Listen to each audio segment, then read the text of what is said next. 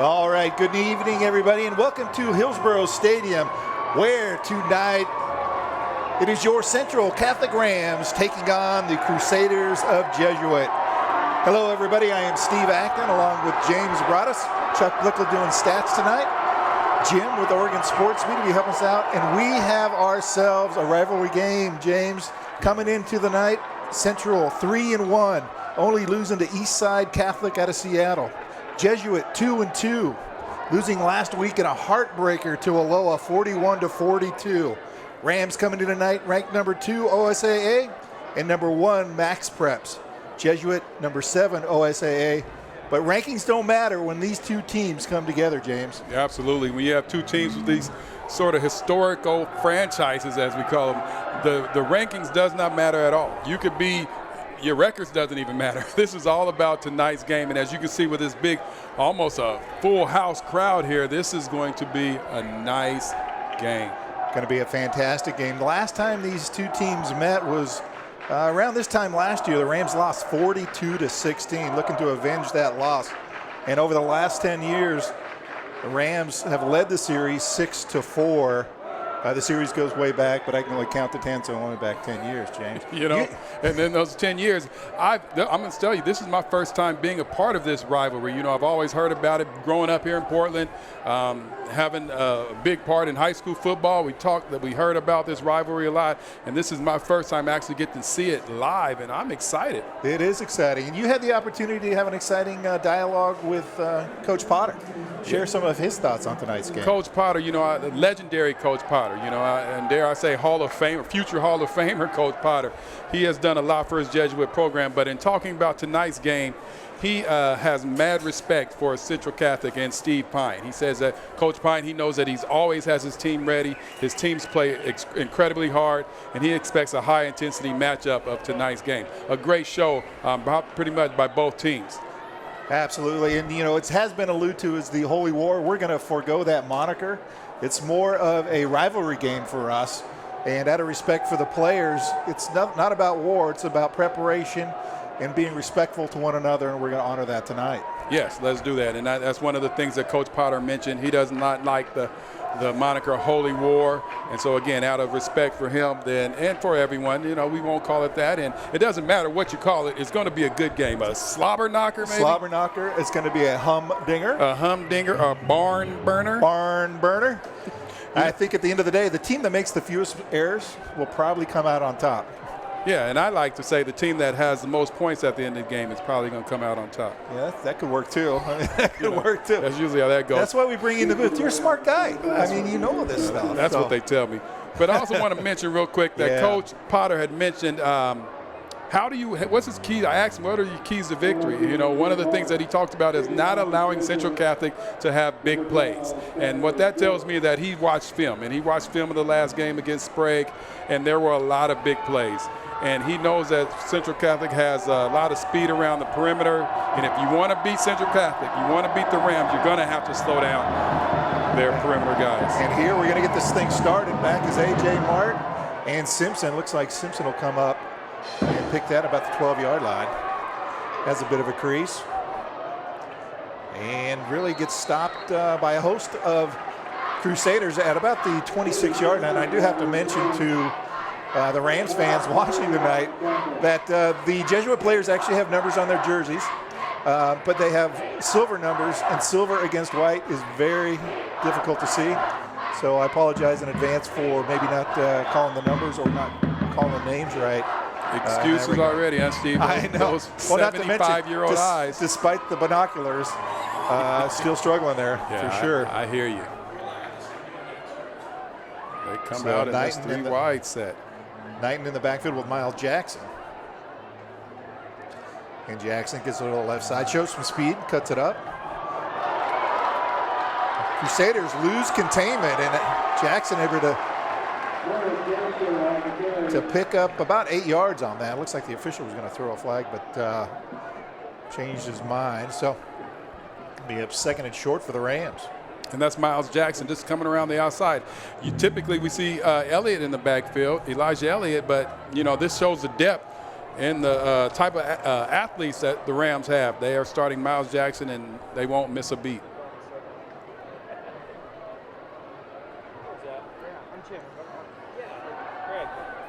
Knighton looking downfield, trying to find Starr. Starr comes back foot, grabs it, goes up and climbs the ladder.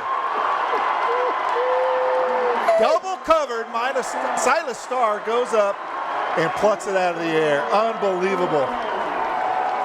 You say unbelievable, I say believable. I've been watching this guy for 2 years. He makes those plays, and it's no secret that he is the top weapon of the Central Catholic Rams receivers, and you can see why. He goes up over the top. As we say, he mossed 2 receivers, came down with the ball. It was amazing, but that's Silas Starr. Knighton again looking for a receiver across the middle. Looks like it's Souders. And hooks up with Souders for what could be another first down. Rams are driving as Elliott enters the game. And it is the first down. They move the chains.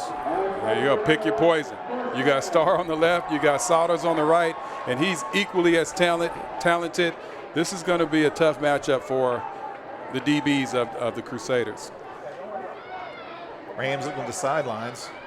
Knighton in the backfield by himself. Elliott at the bottom of your screen. In the slot there.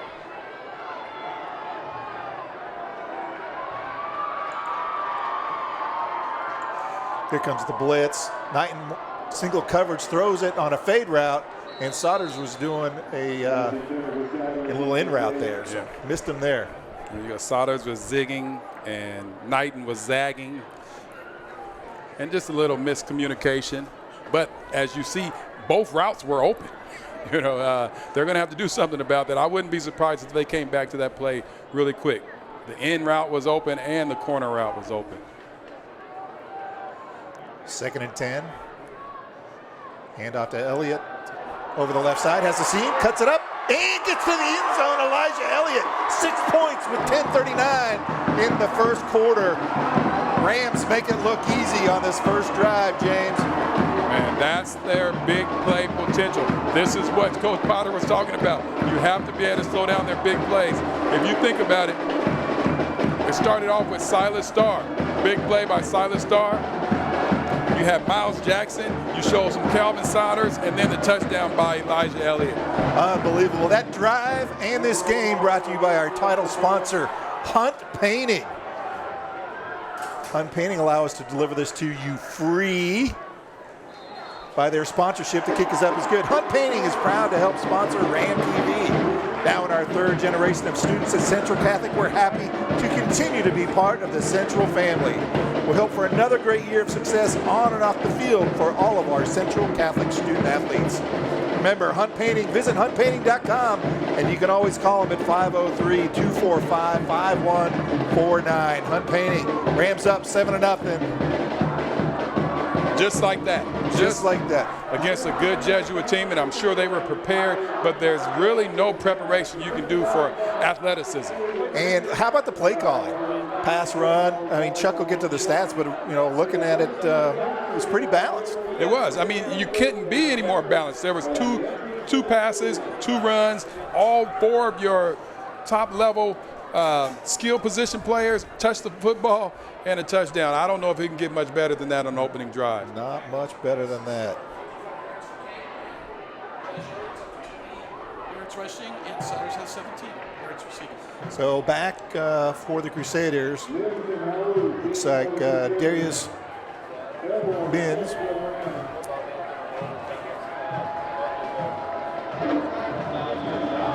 And that's 13, Kaba Howe.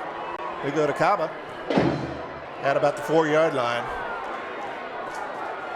Trying to find the sidelines. And taken down on the far side of the field, short of the 20-yard line. Nice coverage there by the Rams.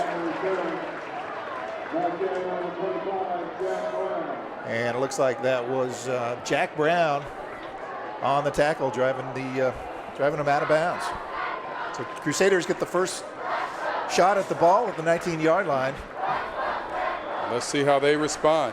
You know, this could be a momentum-changing drive right here. Well, you don't want it to turn into a heavyweight where everyone's throwing punches. The stops will be important. Boy, look at the Rams pack the box. Come with everybody run up the middle.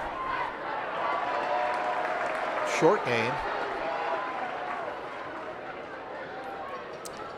Running back there, sorry, was number 2. That was Wisher on the carrier. You know, the Rams, the Crusaders for years have had success running the football. And as you can see, the Rams are coming up. They're like, hey, we're going to go man-to-man on these corners and make you throw the ball. Because they know that the Crusaders love, and Ken Pollard loves to run that football. Absolutely. Speak of the devil, they try to bounce it outside. Nothing doing. Great stop there by that Rams defense. They'll bring up 3rd down. Yeah, they're going to make them pass the ball because they are coming after that run. And as you said, nothing doing. And those are some good, they have a good offensive line. Coach refers to them as the franchise. You know, everyone talks about the receivers and quarterbacks and running back. But he said the game is really going to be decided at the point of attack with the franchise, meaning the offensive line. All right, back to pass. Nice ball. And it's received. Quarterback for the Crusaders is Jack Hayden. You know, I see what you mean. These numbers out here, we're having a devil of a time trying to figure out these numbers. That looked like Darius Mims on the reception right there, running a nice little out route, picked up the ball, turned it upfield, and got him a nice little 1st down. Yeah, nice 3rd down conversion there by the Crusaders. And that was big for Jesuit. Another pass play in the flat. Might have been tipped. Falls incomplete. I think Jack Brown might have tipped it, but he was certainly putting the pressure on. You know, that pressure, we've talked about it plenty of times before. When you can put pressure on a quarterback, and let's be real, when you can put pressure on a high school quarterback, no matter how good that quarterback is, that pressure is something. And right now, the Rams are pretty much controlling the line of scrimmage. And as you can see, making the quarterback have to make quick reads. And that time the ball was behind him. There was really no chance of him making that play. So he's 2nd and long.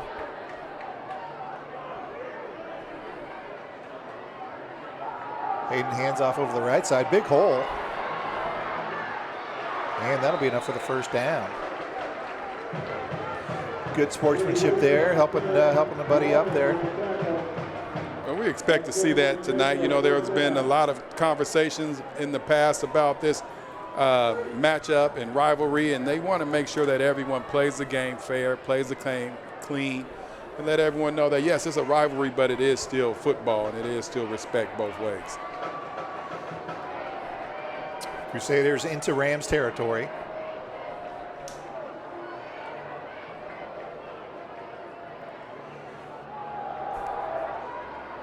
Run up the middle there. And like you said, it's all about the running game right now. Absolutely, and what I see Coach Potter and his offense doing is kind of brilliant. They started the game off with 2 wides and trying to run the ball, but now they've went 3 and 4 wide, so you have to respect the formation, and they're still running the ball up the middle. But now they've spread out the defense. Central's not able to just sit there and pack the box.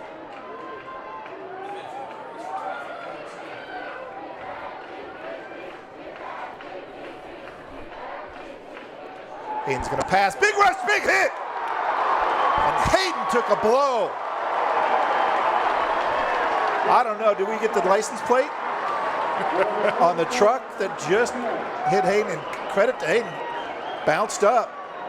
That's a tough blow. Wow, that was big. That was fast. You know, it looked like he was in the huddle as the ball was being hiked. Oh, my word.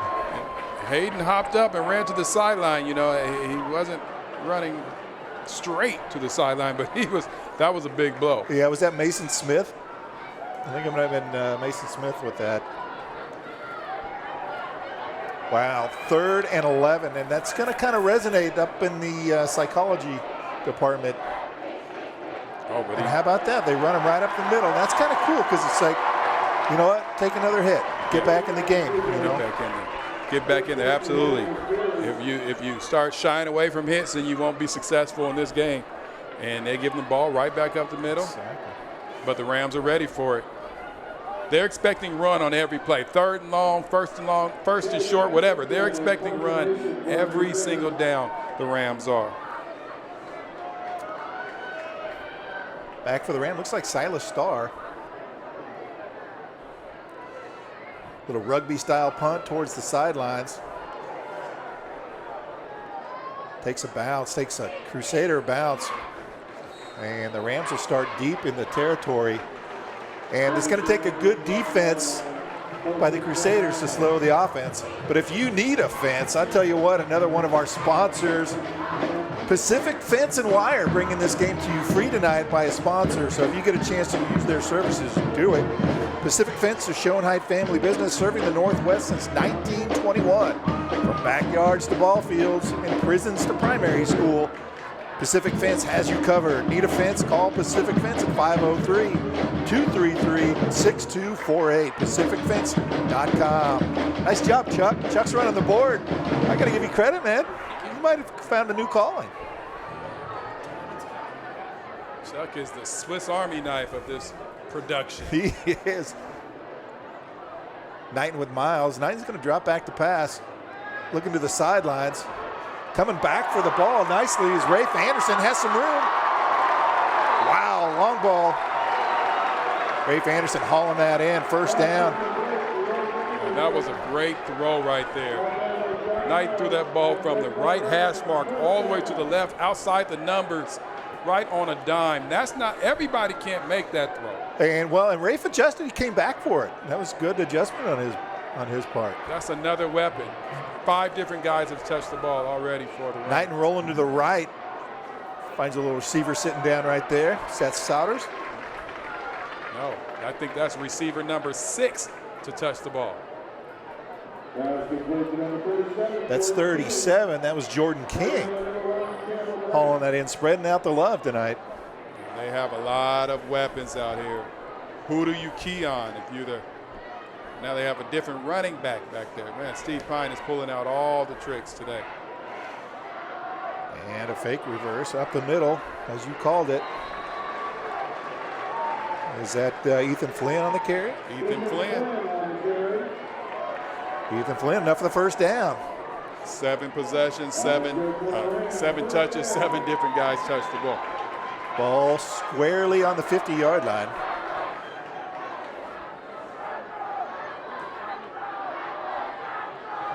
Play action. Knighton has to step up to avoid the rush. He'll go down. Loss of about 8. Crusaders were coming. You know, if you as a defense, you can do one or two things in this situation. You can sit back and allow yourself to get picked apart like you have been, or you can bring some heat and try to get Cade Knighton out of that comfort zone that he was in. And that's what they did that time. Loss of about 9. Elliott in the backfield now with Knighton. We got 2nd and 19 for the Rams. You know, again, I'm looking at this single coverage here with Starr. Looks left, goes right, hits a receiver,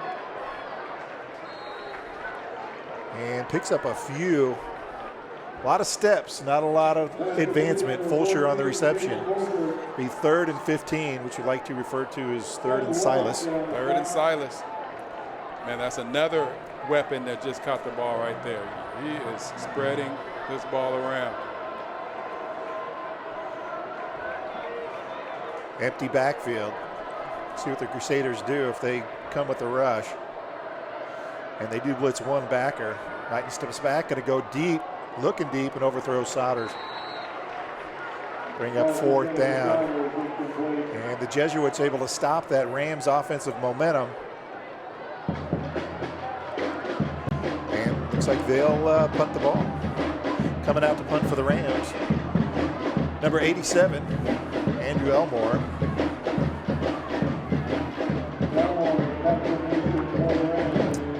As a coaching staff, I'm sorry. No, I was just going to say I was trying to get a read on the number of the Crusader receiving. I just can't make it out. So we're just going to yell down there and ask them to yell their number up. And, yeah, it's impossible to read these numbers. Big rush. Oh, and it runs into the kicker. This could be interesting. Flag on the play. Gets a great Rams roll, and it's down at the 7-yard line. It's going to be interesting to see what this call is, because he actually hit him pretty hard. What I don't know in high school, do they have the differential between running into the kicker and roughing the kicker, or is it all roughing? But this, I think it's all roughing, which automatic first down. Yeah. Now that's going to really chap Ken Potter's hide. Yeah. Well, we talked about mistakes. You said the score matters, but I say mistakes matter to see who's going to win this game. Yes, you can't make mistakes like that. You get, you force the Rams to punt 3 and out, and then you run into the kicker like that. Now you give them the ball back. You know, that's not a good recipe for success. Exactly. All the way down to the 39-yard line. The offensive strolls back out onto the field with new life. 3:26 left in the quarter. You think Potter's hide is really chapped right now? I can't see from here, but that will be something that they talk about when they watch films, right? And then we'll know for sure. We got Chuck running behind us, trying to run the board, trying to do stats. Knighton will hand it off to Jackson over the right side, has a seam, and he'll pick up 6. Boy, it almost looked like if he could have popped it outside, he was gone. Yes, he was. I mean, he hits that hole hard. And what I like about it is that finishing, how he finishes the run. He's not running away from guys. If there's somebody that's coming at him, he's going to deliver the first blow. This Ram offense is really clicking right now. And as you can see, Knighton, he's really comfortable back there. He's got all the weapons at his disposal.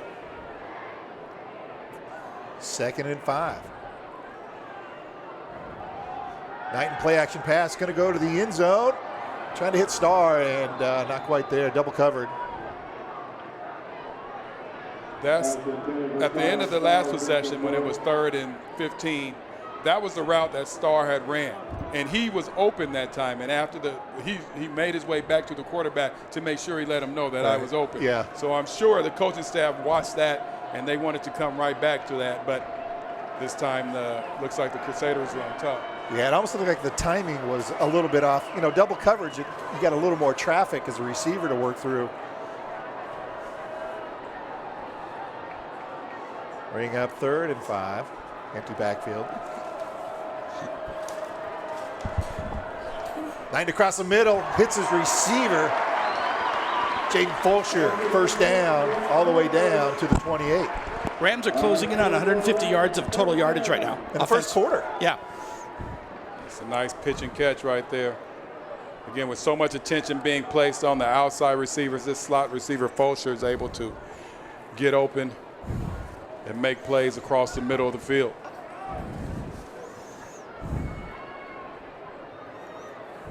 First and 10 for the Rams. Oh. Knighton rolling left. Gets some pressure, takes a hit, goes down, but completes his pass to Fulcher again. And they get down to the 15-yard line. Yeah, Fulcher just runs his route, sits down. They move the pocket for Knighton. He delivered a strike and took the hit. I was going to say, how about hanging in and knowing that blow was going to come? He's a tough guy.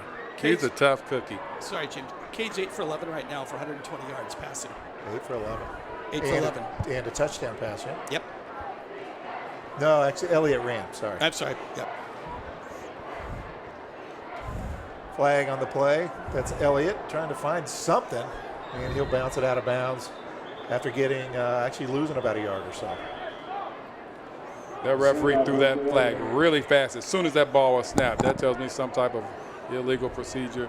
Yeah, that'll back him up 5. Actually, you know, you consider there really no gain on that play, a loss of a couple. It's kind of a nice trade-off. We'll take the 5 yards and keep the down. And keep the down, absolutely.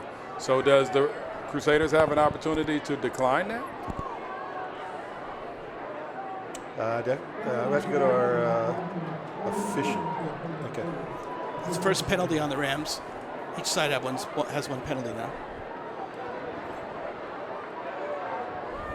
2nd and 7. They put a safety over the top of the 2 big receivers on the right. Play action. Knighton rolling to the right. Steps up. Has plenty of real estate if he wants to take it. Turns it upfield and just barely gets back to the line of scrimmage. That hole closed so quick.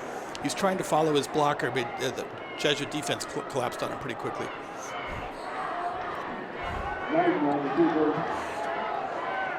the receivers on the right side, again, Souders and Starr, sort of ran like a high-low route. Yeah. And they were too close to each other, and so there were 3 guys that were able to guard 2 very effectively, and so that made Knighton have to take off and run.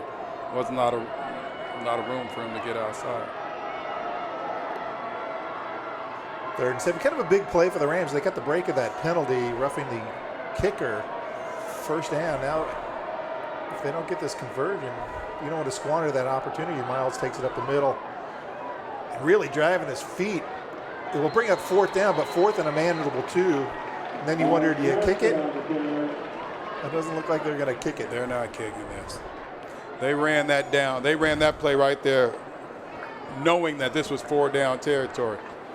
Timeout on the play as the quarter ends, and talk about a great quarter. Well played by the Rams, and actually the Crusaders not bad as well, 7-0 as we move to the 2nd quarter. And as we move to the 2nd quarter, again, want to recognize our sponsor in Hunt Painting.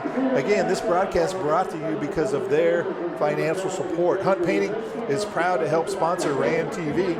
Now in our 3rd generation of students at Central Catholic, we're happy to continue to be part of the Central family. We hope for another great year of success on and off the field for all of our Central Catholic student athletes. Remember, Hunt Painting, or go to huntpainting.com. It's 503-245-5149, Hunt Painting. All right, James. Rams are threatening again. Really mistake-free football, but the Crusaders really, giving them trouble after that first drive. Right. The Crusaders, again, they're settling down. They're starting to pick up on some of the things that the Rams are doing. After that first drive, we didn't know what to expect. Was this going to be just one of those games that we have seen recently from the Rams where they're scoring on every possession? But the Crusaders, like they do, again, a high-quality program, they pick up on some things and they're able to make some stops. Make the adjustments, yeah. I mean, with a program and a coaching staff like that, they're not going to get rolled over too easily. They say funny how time flies when you're having fun. That was a fast first quarter. 4th and 2 here. Knighton going to pass, rolling. And takes a hit and goes down for the sack, and there'll be turnover on downs. I'm guessing here, but it looks like number 44, Lucas Christen, on the sack. Man, he came in there. Again, they're trying to put pressure. They're not going to allow Knighton to sit back and just read and check down and all that stuff, and they're bringing the pressure. And, that's a big-time sack. Even without their big linebacker that's already got big college recruits. What is it, Alfieri? Alfieri. This guy's making a name for himself out here right now. That's the second time Knighton's been sacked this game. Over the right side, big hole. This could be off trouble. To the races. The foot race. And it goes out of bounds.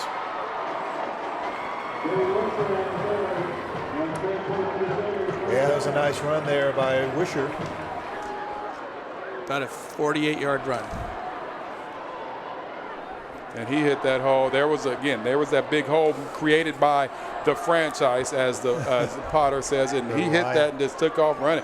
There wasn't a whole lot you could do about that. I don't think he got touched because he ended up running right out of bounds. And up the gut. Some more yards.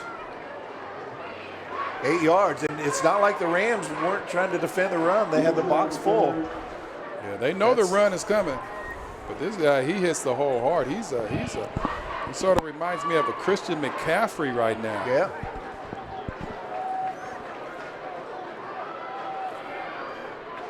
Second and short for the Crusaders. And off the right side, big hole, bounces it outside. Could be 6. Cuts it back. Wish will be dropped down about the 5-yard line. Another 20-yard run, though. Those last 2 runs by Wisher totally more than the offensive than they scored in the first quarter. More offensive output. Yeah, 68 yards and 2 runs. Beats the 42 yards they had the first quarter. Rams defense really getting knocked around. This battle is being won at the line of scrimmage, right there at the point of attack. Wisher again off the left side. Still on his feet. Doesn't go down, but the Rams stop at about the 3-yard line. Wisher is in for a heavy workload tonight. You know, the Crusaders again have been for years big on running that ball, and it's nothing for them to hand the ball to the running back 35, 40 times a game. Fans coming alive here, looking for a stop. Wisher on the right side. He'll be short of the end zone by about a half a yard to bring up 3rd down. Right there at the front of that, right there at the goal line. You know, if this was NFL, I'm sure they'd be reviewing that right now, but the way they're moving the ball, I don't think they are too worried about this half yard. Their 14th play coming up. They've had 10 runs and 3 passes. Over the right side, that'll get him into the end zone, and the Crusaders open the second quarter with an impressive drive down the field. Very impressive, and they had to answer back, and they did. You know, they got that key stop right there, and then they had to answer that, and they did that with just straight running the football.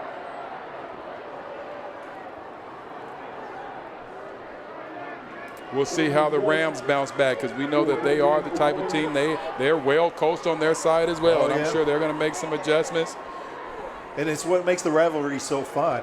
Absolutely. But the next time that defense is out there, they're going to have to contain a little better, which is another reason why, if you need containment, you want to call Pacific Fence and Wire.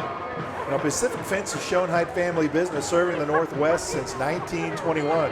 From backyards to ball fields and prisons to primary schools, Pacific Fence has you covered. Need a fence? Well, you got to call Pacific Fence. It's 503-233-6248. Well, the microphone's picking up somebody's conversation down there. Well, I sure hope they're not talking about something that they don't want us to know about. Exactly. We may have to dial that back a little bit down there. Yeah. Rams fans might get a treat that they weren't expecting, right? Exactly. Actually, the fans down there might do better than we do. So make sure you turn that off. We don't need the competition. I think they were saying that guy in the booth is cute. They keep talking about Chuck again.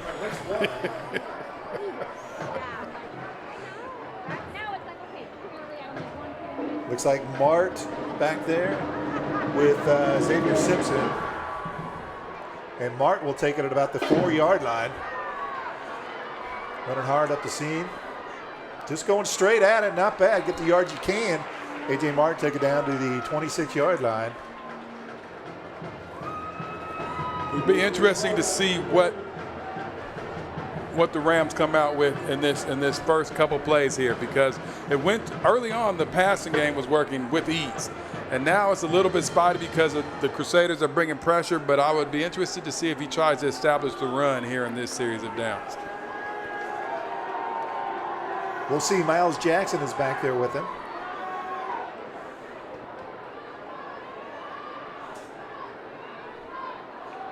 And Mike Jackson gets it. Ball comes out, and the Crusaders are all over that.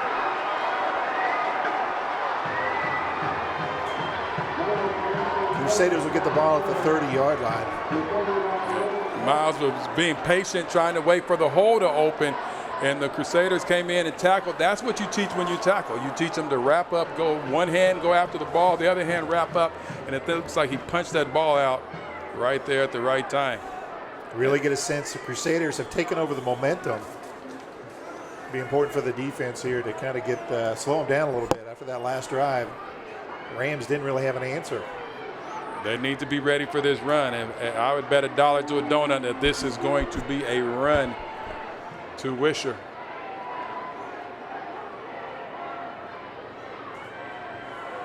They do over the right side, big hole. Picks up 10, really made it look easy. Wisher getting in behind his pulling lineman.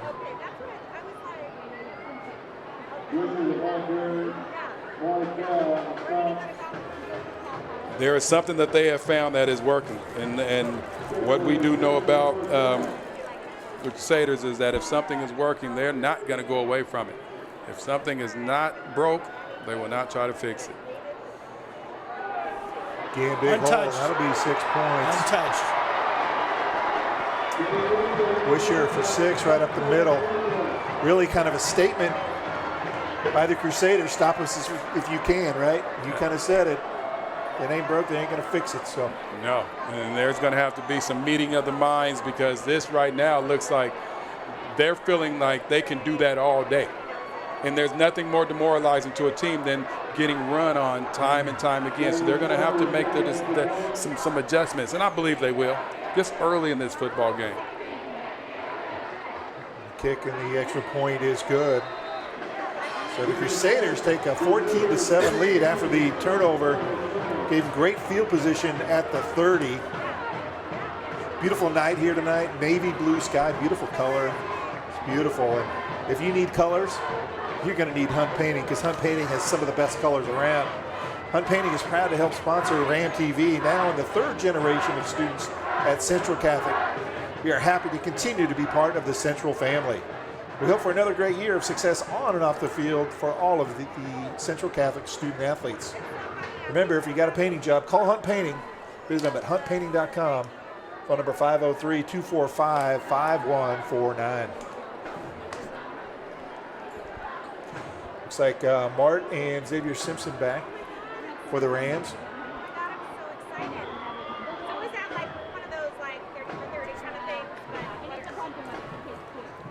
Yeah.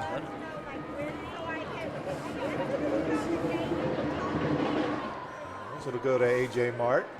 Again, right about the 4-yard line. Taking it right up the middle, trying to find a seam. He'll get what he can. Gets out to about the 22-yard line. And a deja vu, I think we just did this about 3 minutes ago. Exactly. And A.J. Mart did exactly that 3 minutes ago. They're trying to run that wedge up the middle, and he's doing his job. Yeah. They're not able to create that hole for him, though. So here we come back with the Rams offense. Let's see. I'm still interested to see what route they take as far as trying to move the ball.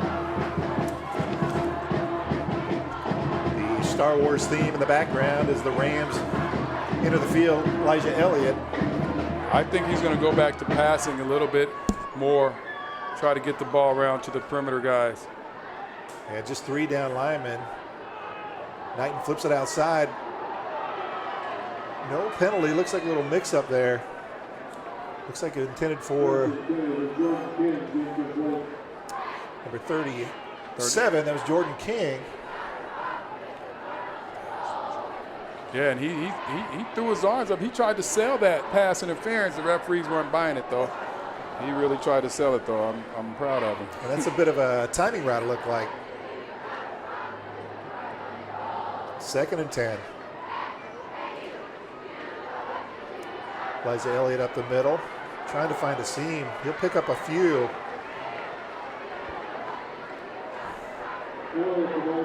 Jesuit kind of taking on defense, kind of taking what comes at them. And they got the 3 down linemen. The linebackers are pretty set, not really trying to blitz the run or the pass, just settling in there.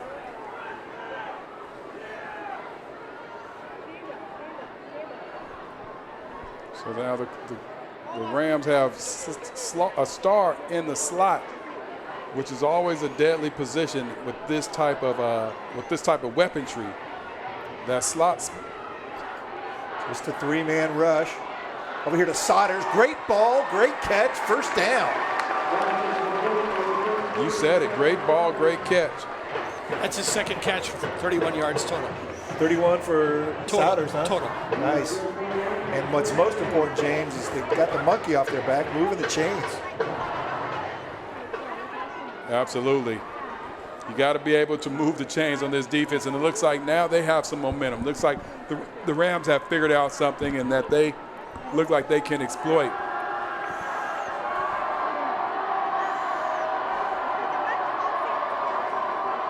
Three-man rush. Knighton play action. Oh, great comeback route by Starr, it looks like. And Knighton hanging in the pocket to deliver on another first down. There you go, Starr in that slot position. That's huge. You know, that slot position is typically going to be getting guarded by either a linebacker or a safety, because your best corners are always guarding first man from the sideline. So Starr has the opportunity to take big advantage. So 2 catches for 49 yards. Looks like Central's passing and Jesuit's running. Knighton rolling to right. He'll pull it in and actually he'll throw it. Looks like he was going to run. No flag. He kind of crossed that. I thought he crossed the line maybe. But I'm not going to say anything. I can't tell. You just did. I heard it. First and 10. He did. He pressed that line of scrimmage. I thought he was going to run, but sort of reminded me of Russell Wilson last night. His fourth touchdown. He looked like he was going to run and pulled the DB up and threw the ball right over the top. Over his head. First and 10 for the Rams. Elliott in the backfield with Knighton. That's his zone. So if they go with the run. Oh, Elliott finds a seam. Nice job. He had 3 tacklers staring him down, and he juked them and picked up 7. That's that wiggle we talked about a couple weeks ago. He has that wiggle. Have you been working on your wiggle this week? I've been working on the jiggle, not the wiggle. Plenty of jiggle. Elijah's got 6 carries for about 35 yards. So he's having a nice night. Produced So 5 yards, 6 yards a carry almost. Second and 4. His post route a lot of times is open with this type of formation against the zone. Read option, he pulls it back in a pass. I didn't know who had the ball and who was doing what, but we like it because it's a first down. Jordan King coming across the middle. He's a big receiver. He's a big target there. And again, another weapon. I'll tell you, that formation that they're running, that sort of trips left, that's opening things up. It spreads out the defense, is allowing Elliott to find holes to run. And it's also tough to guard, and they're sitting in a zone. It's tough to guard those type of receivers in that defense.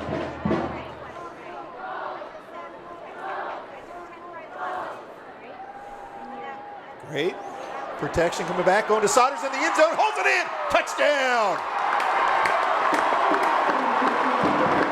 Knight to Saunders, and the Rams answer. That was a great series of play calls. Right there, right before the snap, I could see that there was something brewing here on that side of the field. Again, we talked about that formation, and the safety had to start creeping over towards the right where the 3 receivers were, and they come back to the one-on-one coverage on the right side. Great throw, great catch. And the Rams answer, need this PAT. You never want a PAT to ruin your night. Kick is blocked. I don't know why I said it. I kind of jinxed it. I was going to say you jinxed it. Jeez, that's bad form on my part. But you won't have bad form if you hire Hunt Painting, I'll tell you that. Absolutely. You'll have perfect form. Great brush strokes. If you need it rolled, they'll do that. If you want it sprayed, it's all about Hunt Painting. Hunt Painting is proud to help sponsor Ram TV. Now in our 3rd generation of students at Central Catholic. Actually, it's pretty impressive. We're happy to continue to be part of the Central family. We hope for another great year of success on and off the field for all of our Central Catholic student athletes. Remember, Hunt Painting and huntpainting.com. And while we're at it, since I was really supposed to do Pacific Fence and Wire, but I was so distracted by my terrible PAT call. Yeah. It got in my head.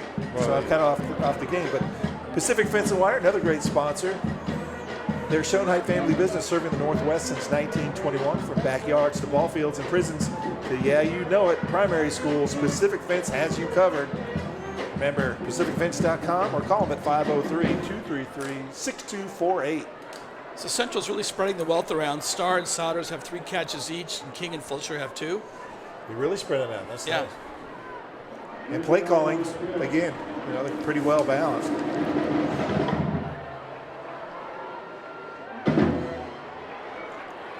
Kick taken by the Crusaders. Has a little bit of seam up the middle. Oh, big return there. Really good blocking up front by the kick return team, because you really got a sense that the Rams couldn't get up the field, and creating a lot of space for the runner, to make a great return. Absolutely. I'd call his name, but I couldn't read the number. Can't see those numbers. I think they do that on purpose. But like we've talked about with the Rams returning, trying to get that wedge return, and the Crusaders made it happen that time.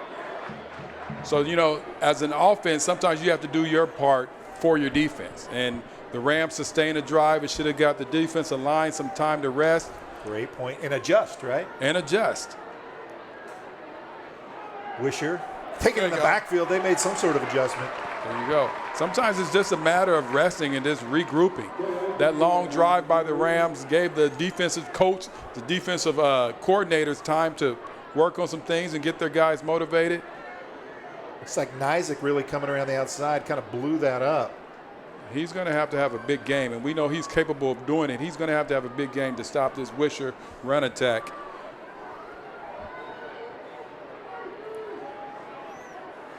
Second and 11. Boy, they just got that box packed.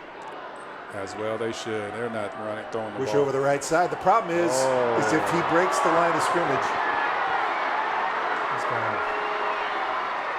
Yeah, like I was going to mention, once you get past the first layer, there's not much behind it.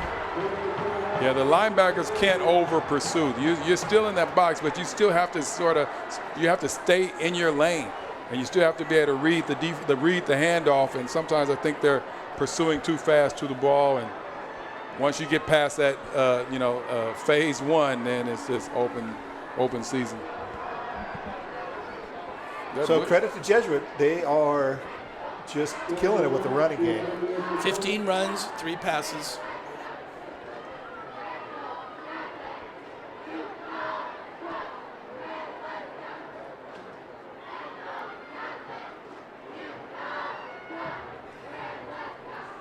PT is up and looks good. So the Crusaders will take 21-13 lead, 2 plays. And they got pay dirt. You know, you have to stack the box because we know they're going to run, but you have to somehow still be able to have some guys in the second in that second phase and the second layer level, yeah. But still be able to attack the run.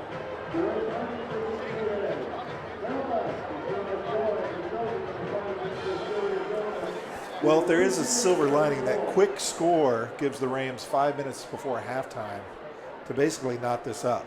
A long running drive that would have ended in a touchdown by the Crusaders really would have milked that clock down.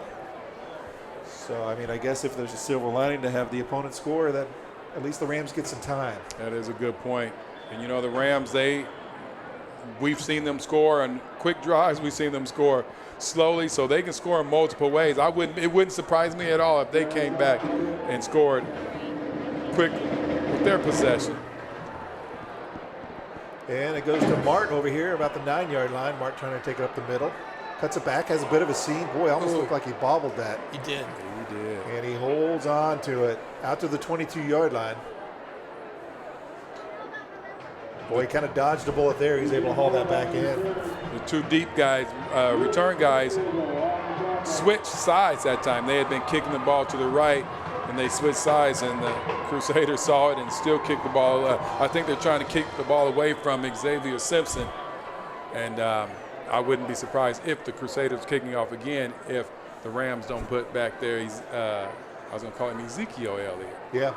Elijah Elliott.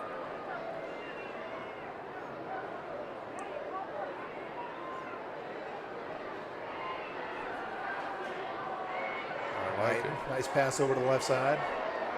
Looks like it was Souders that hauled that in. Nope, it wasn't Souders. That was Fulcher.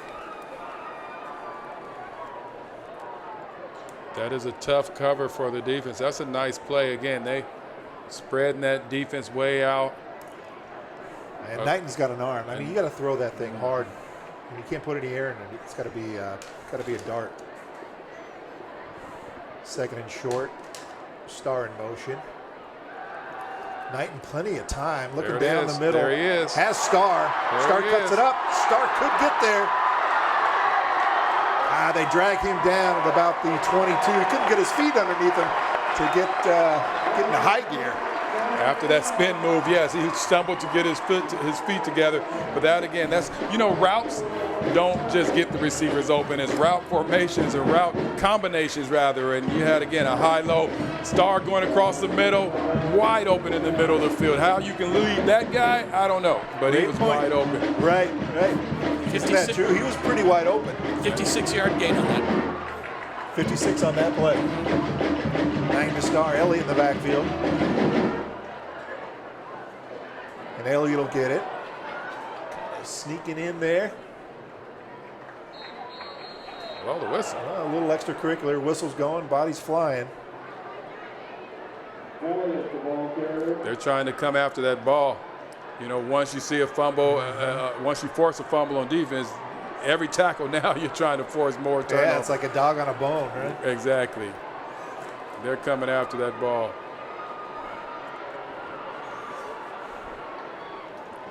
Second and 7.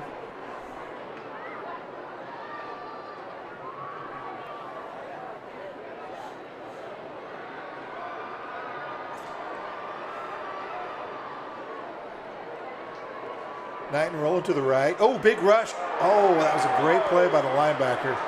Finding the hole. 38. Is that Hort? So it makes it 3rd and 14 now.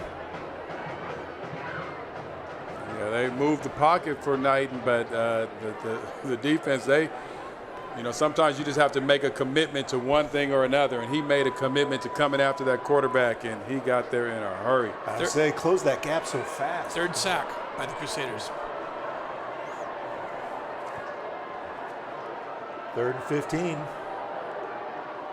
Going to the corner, looking for Starr. Starr's coming back for it, but well covered there. Ball was a little bit short, and Starr hadn't got his head around yet. It looked like they were throwing sort of a corner route, but it's interesting because Starr was open on the inside, and maybe that was just the way that the DB was playing him, the leverage that he gave him. But, man, if he'd have threw that ball inside on the underthrow, it would have turned into 6. Yes. What do you do here, 4th and 12? You go for a first down. See them looking on their wrist? They're looking on that wrist for that play called 4th and 12. With 2:36 left in the half, you do not want to give it back to the Crusaders. The middle of the field. Knighton has the middle of the field, like you said, Elliott, but he'll be short of the first down. Short of the first down. He just needed 2 more steps. Yes. He sort of ran his route a little bit shallow. Had he widened it out a little bit, he might would have been able to pick that up. I got to tell you, this gives me a little anxiety with 2:29 left and the Crusaders with the ball. The way they've been running the ball. Yeah, a lot of pressure on the defense here.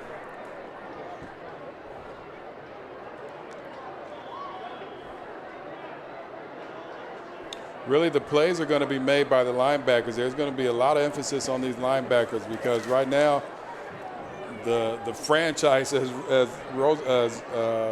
Jesuit calls it, they're handling the front 4.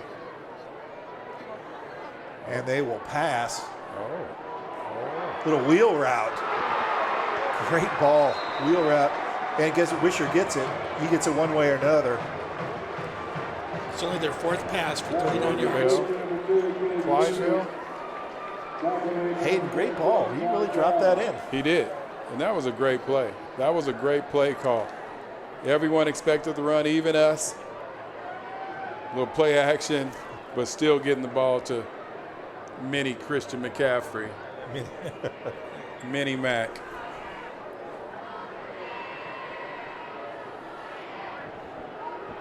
.221. 3-man rush. Wisher find the seam over the left side.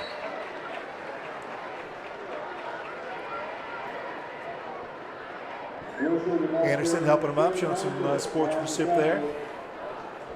Bring up 2nd and 2.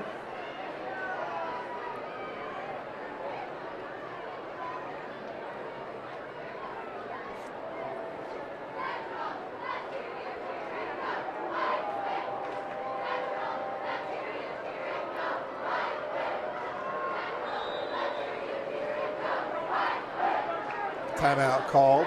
1:46 left. Looks like the Crusaders will take timeout. Oh, it looks like the Rams will take the timeout. Apparently Pine didn't like what he saw. No, and that's a good call. Sometimes you have to just, a lot of times you don't want to call timeout on defense for whatever reason. But if your team is not, if they're not operating correctly, then you need to go ahead and make that timeout call, get everything organized. This is a big, you were talking about a little bit ago, this is a big drive here. Because they go down and score before the half. I can't remember who gets the ball to start the second half. Jesuit does. Jesuit does. So yeah, this is a big drive for both sides of the ball. My memory's not as good as it used to be. When I turned 36 the other week, my memory just started going out. Right, you obviously forgot how old you are too. That's what happens to a guy your age. Look at this crowd. Can you believe that?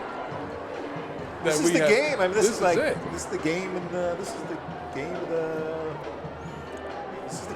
This is the game. And we got nice weather. I was concerned that it was going to rain today. Concerned for those guys out in the rain, not us here in this booth. But I think the thermostat here is broken because it's hot. Oh yeah, it's toasty in here. Yeah. And the Crusaders back out on the field, 2nd and 3. Wisher up the middle. Right up the middle. Boy.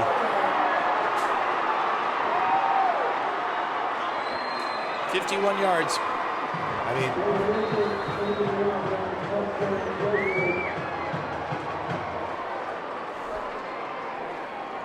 I mean, that's just execution. You got to give them credit. I mean, they're blowing holes. That is exactly right. Just execution. Just no fanciness, no playing around, no anything. Just smash mouth, run the ball up the middle, and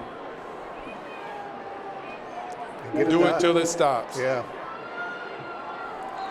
That's that play, that run up the middle. So when I'm at home watching football with my wife always say, why do they always just run up the middle? Everybody is right there. It's so boring. It's so boring. Why are they just running up the middle? But when the blockers are able to open up that hole, that's what the play is supposed to look like right there. This quarter, they've had 3 runs of over 50 yards. They're almost at about 250 yards just this quarter in running offense. Unbelievable. That's kind of a tip of the hat stat. You almost got to kind of tip the hat to that. Pretty impressive. They've had 17 run plays and 4 pass plays. But it is not over. It is not over. That's the beauty of this. They certainly have the momentum. Rams, we still know they have the weapons and they have a quick strike offense. It wouldn't surprise me if they scored in this last minute and 37 seconds. One thing that I do see that Jesuit does, and they do it well, is they get the ball in the hands of the guys that are effective. You know, and Central, you have a lot of guys that can be effective, but sometimes you have to just force feed the ball into your best players. Test your theory here, and this time they actually kick it to Simpson. Simpson looking for a seam. He'll get out about the 27-yard line.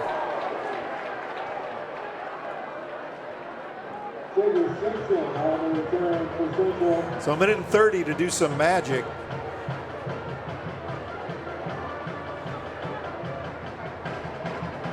Let's see what they dial up. Jesuit has 3 timeouts left, so these first 2 downs will determine if Jesuit starts using their timeouts and try to get that ball back and score again. Yeah. Well, if you're Jesuit, relatively conservative approach. You know, they're probably going to yield some yards, just not give up the big play.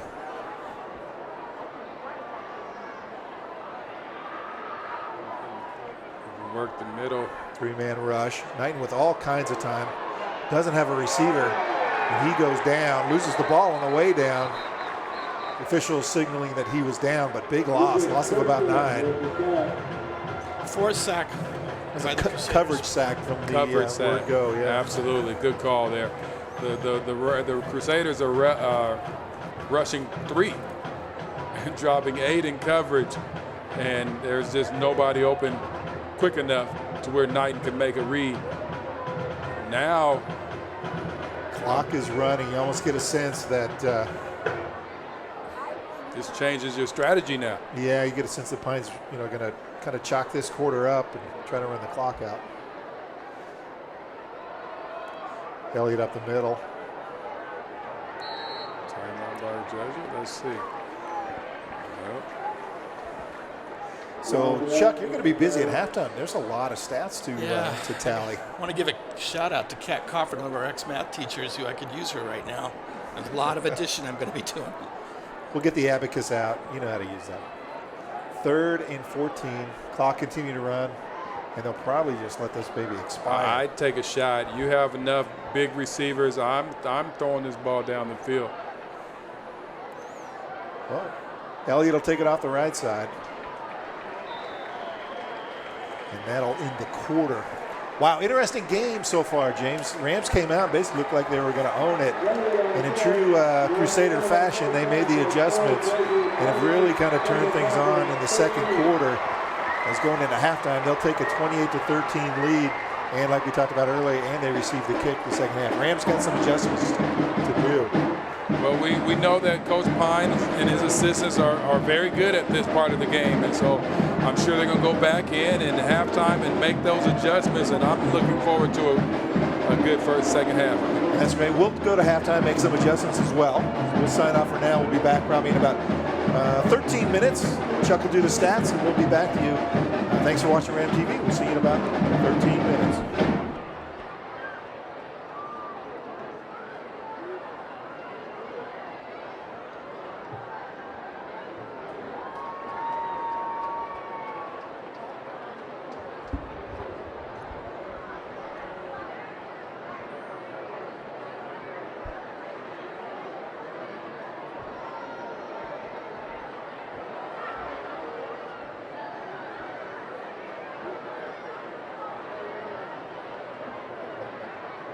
Please welcome for the first time in our halftime entertainment this evening, the varsity cheerleaders from Central Catholic.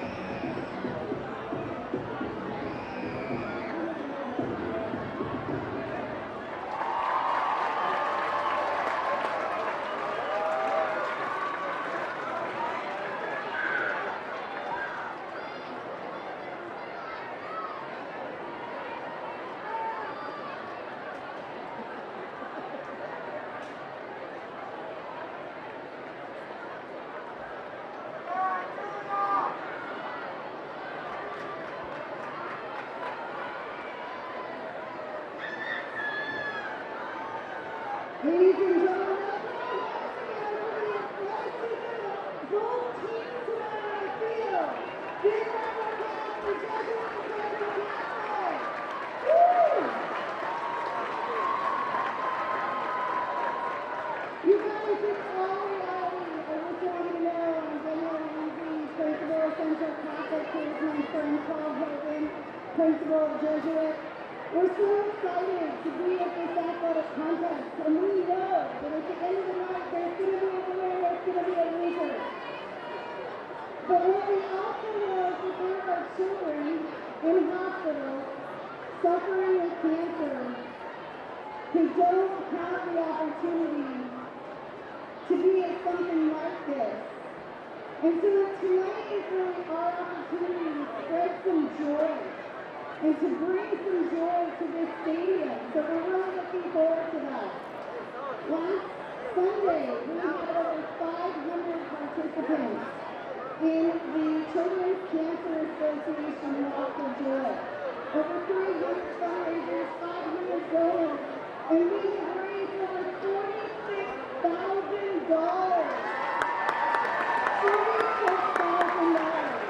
Our goal is $50,000. We are so close.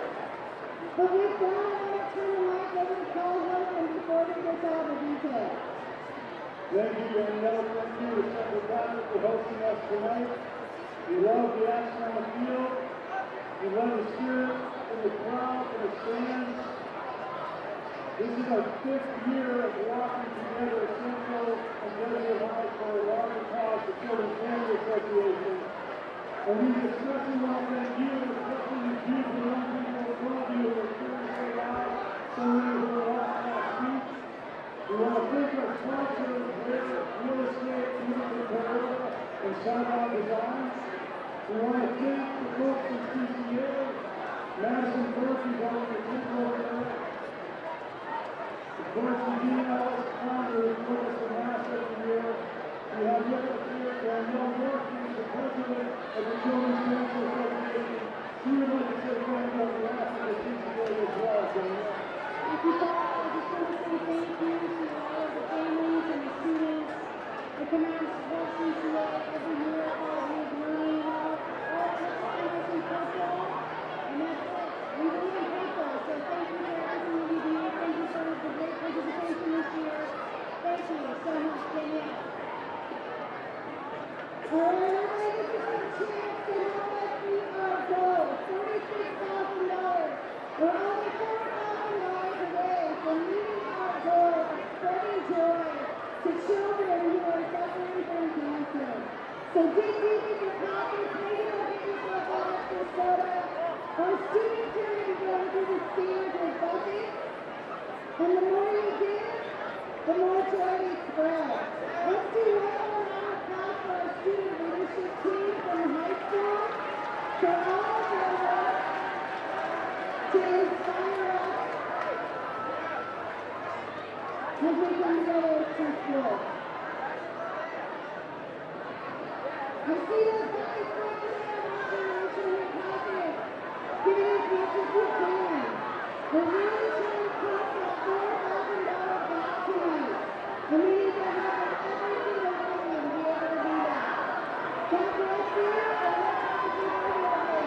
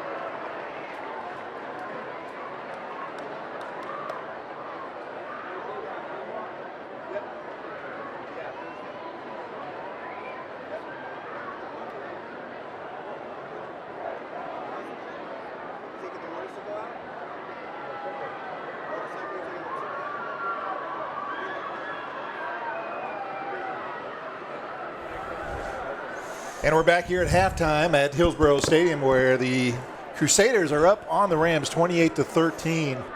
A very interesting first half as the Rams came out relatively solid, and then Jesuit kicked in gear both on defense and offense. And we'll talk about kind of the impact. Chuck Blickel's been hard at work putting the stats together from the first half. So, Chuck, what do we got? Kind of an anomaly, Steve. Where's Kat Coffin and I need her? Central Catholic actually has more offensive stats as far as I can figure it. Elijah Elliott is leading rusher with 48 yards on 8 carries. The Rams have 18 carries overall for 113 yards. And Cade is 16 for 21 and passing for 181 yards, giving the Rams 294 yards total offense. All over at Jesuit, it's quite the opposite. 158 yards on 17 carries. Wisher obviously being the leading rusher, but to be honest, I didn't get all the numbers down because I can't read their uniforms, so I'm giving him most of the credit.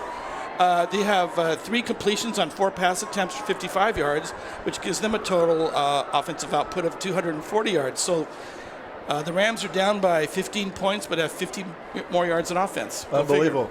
And James alluded to it earlier when we were talking at halftime about the field position. Yeah, the field position, those are, when you're getting the ball in this short field, you don't have to go so far to score. Yeah. And, if you just look at a game looking at stats, the stats don't always tell the story of the game, and I think that's the case here. Yeah, we had 2 turnovers. Miles Jackson fumbled down here about the 30-yard line in Rams territory, and then a turnover on downs as the Rams were going for it on 4th and 2, and Knighton got sacked. Yeah, those are those plays. Those are those big game sort of momentum-changing plays that happened, and the Crusaders capitalized.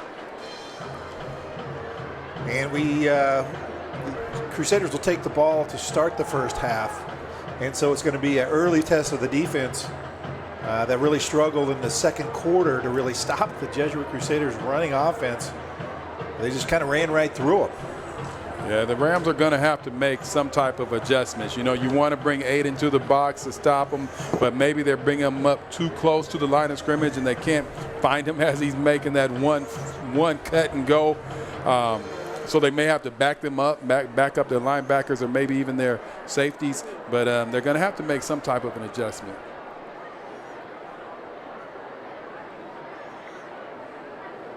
Great crowd here tonight. Obviously one of the biggest games in the city. Great weather. It's a great night for a football game, but as Rams fans can attest, it's not a great night to watch the score. And watch the Crusaders basically run at will against the defense. Well, the Rams have to get back to what they were doing. We've seen them over these last 4 or 5 games. They get off to great starts, Even in that Eastside Catholic got out to an amazing start, those opening drives, and then something happens along the way. They have to be able to rekindle that magic, find that magic, and sort of bring that out here in the second half to start. Because you don't want to get behind to a Jesuit team, to a team that likes to run the ball like this. You don't want to get too far behind. You may never see that ball again. Plus Jesuits receiving on the kickoff here, so it's going to be really imperative on the defense to make a stop. So back for the Rams, number 13. Gives me an opportunity here to let's see. It's like Keba Howe. Should be at the top of the screen. Do they dare try onside kick? Give them a short field? I don't know. The way they've been running the ball. Yeah, no, you don't want to do that. If you do that and don't get it, then that can say some things to your team that you're not really trying to say. So Andrew Elmore to kick off.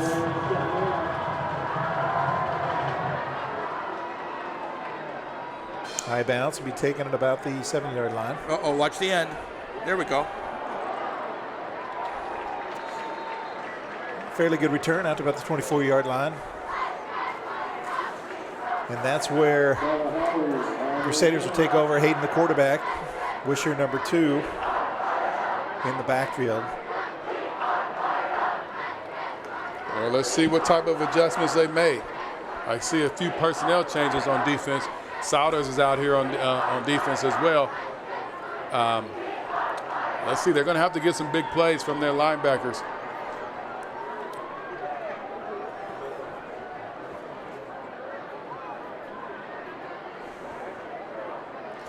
Other side, Wisher. No Pick up a surprise. 5.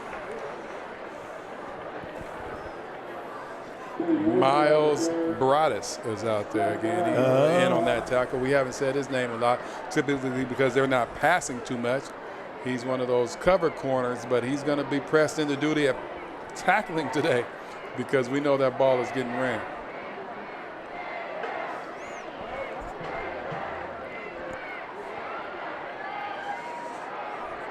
Right up the gut for a first down. You know, they're creating some big holes with that offensive line, almost big enough to where I think you might be able to run through, Steve. They got to be pretty big for that. And then I'd have to actually run, so I don't think that's going to happen. 2 run plays for 15 yards, though. Defense has to tighten up here.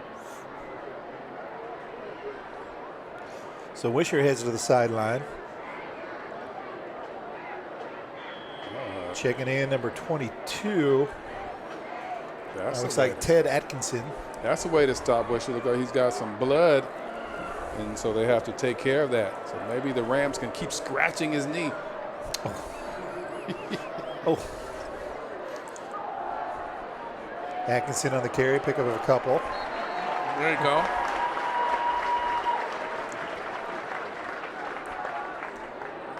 Yeah, let's see what's happening. Okay, he's still on the sideline. He's still getting taped up or bandaged up. Rams platooning 3 new fresh legs in there. Might be part of the strategy for the second half. Strategy for the second half? Tragedy. I almost said tragedy. Uh-oh. It was kind of a play on words. Might have been a Freudian slip, 2nd and 8.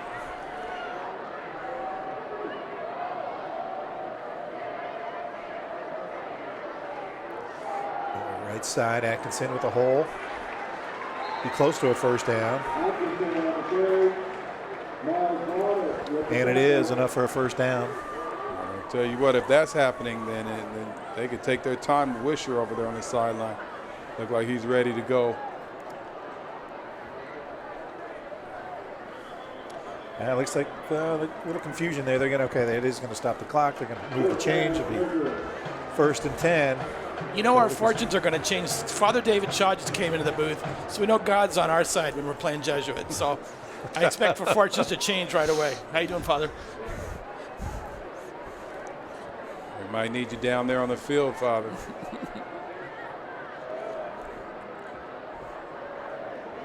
Keeping running on the right side. Atkinson with the seam. Oh, boy.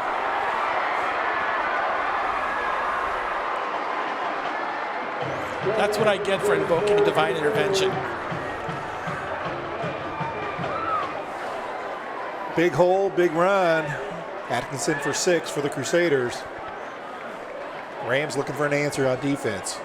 The line of scrimmage, man, that point of attack right there, when they're building holes and they're making holes like that, there's not a whole lot that needs to be done by the running back except run through the hole. That's what they're doing. That's their fourth run of 50 yards or more. Kick is good. Crusaders starting to run away with this, 13-35.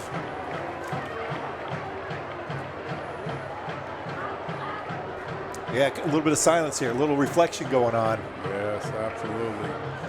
But if you have a painting project, not a lot of reflection. Easy to make that decision when it comes to painting because, you know, Hunt Painting, they're pretty good guys. Hunt Painting is now in the 3rd generation of students in Central Catholic and are happy to continue to be part of the Central family. We hope for another great year of success on and off the field for all of our Central Catholic student athletes. If you got a painting job, call Hunt Painting or visit them online at huntpainting.com.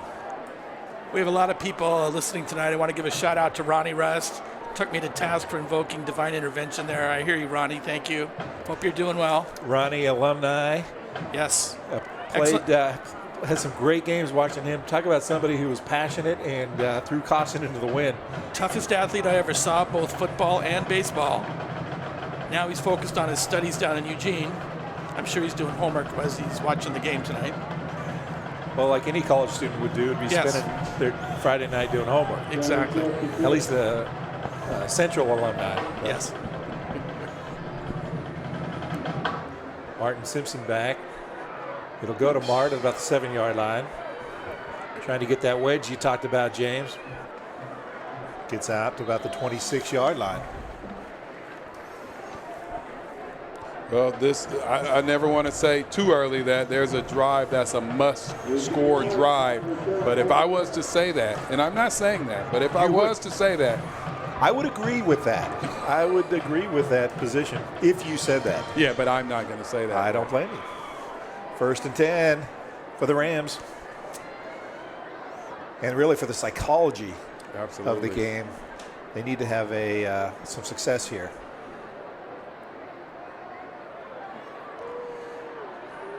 Play action. Bottom of your screen. Fulcher picks up 8. Again, that's a tough pass to make there, but he's making that pass with regularity. I see some openings in the middle of the field that they may want to exploit at some point. When we've seen them earlier with some of their big plays, they came in the middle of the field. That was Fulcher's 4th catch. He's got 40 yards. I can even do that math. That's 10 yards a catch. Single covers and Souders. Elliott up the middle. There you go. Enough for a 1st down. 9th carry for Elliott. The Rams are getting up to that line of scrimmage, going tempo, trying to get something going, trying to get something moving, trying to, sort of ignite the crowd at the same time as you're trying to ignite the offense. Elijah, go ahead. Sorry. Well, I was saying you need to have a sustained drive here so that that defense has a chance to regroup. Elijah's had 9 carries. He just went over 50 yards. Down the middle of the field, Starr running underneath it. That's a bomb, and that is a bomb for 6. Hey, that pass and that catch was set up by that great blocking up front. That offensive line kept Knighton in the pink long enough to get that pass off. That was fantastic. Absolutely. Everyone looks at the result play and look at the receiver catching the ball, running the ball into the end zone, but it can't happen without good protection up front, and that's what they did. And when they do that, you can see the type of offense that the Rams have. You throw that ball to Starr, I'm telling you, I know I may be beating a dead horse, but I throw that ball to Starr at least 15 to 20 times a game. That was his 5th carry, James, 130 yards. 5th catch, I should say. Sorry. PAT is up and looks good. And that's a bonus. Rams answer quickly, trailing by 15 with 8:10 left in the 3rd quarter.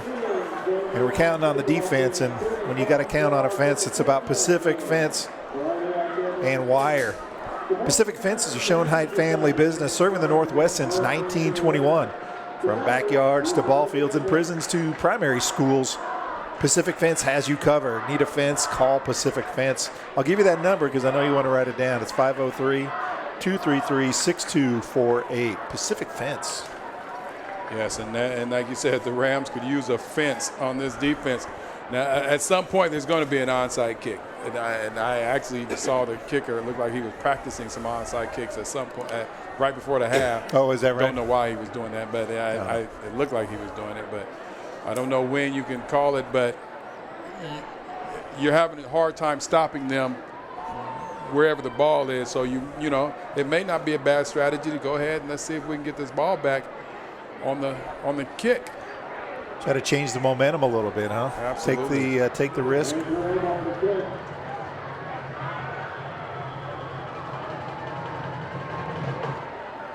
Not this time. It'll be kind of a shorter kick, taking about the 8-yard line. Gotta get one defender. And really nice return. Again, that Crusader blocking on the kick return is really pretty effective. The Rams can't really get up the field in their lanes very well. Yeah, either the ball's got to be higher or maybe a little bit deeper to give your team some time to get down the field. That was a must-score drive that the Rams had, and now. But you're not going to say it. I'm not. I would. But if you were to say it, I would agree. It's a very important defensive series for the Rams. Oh, Lord.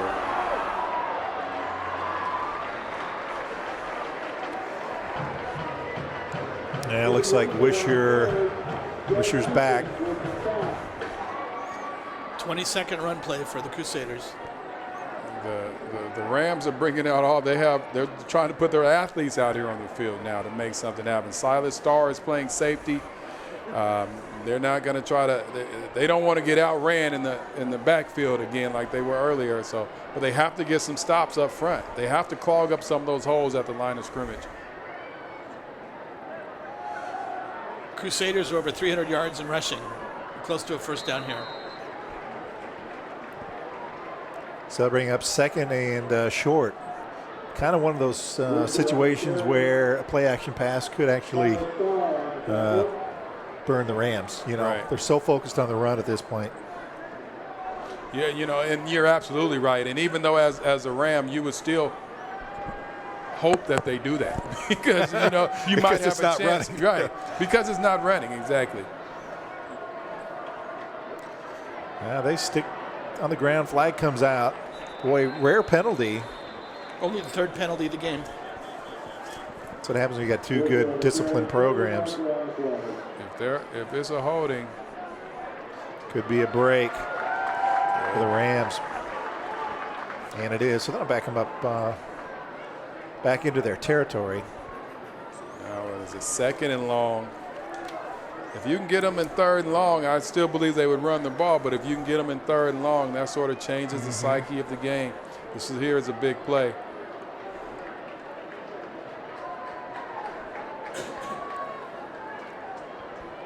We got 3 down linemen.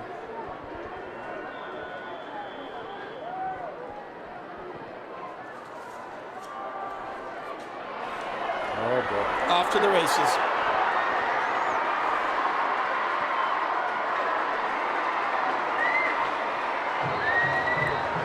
I mean, hey, what do you say?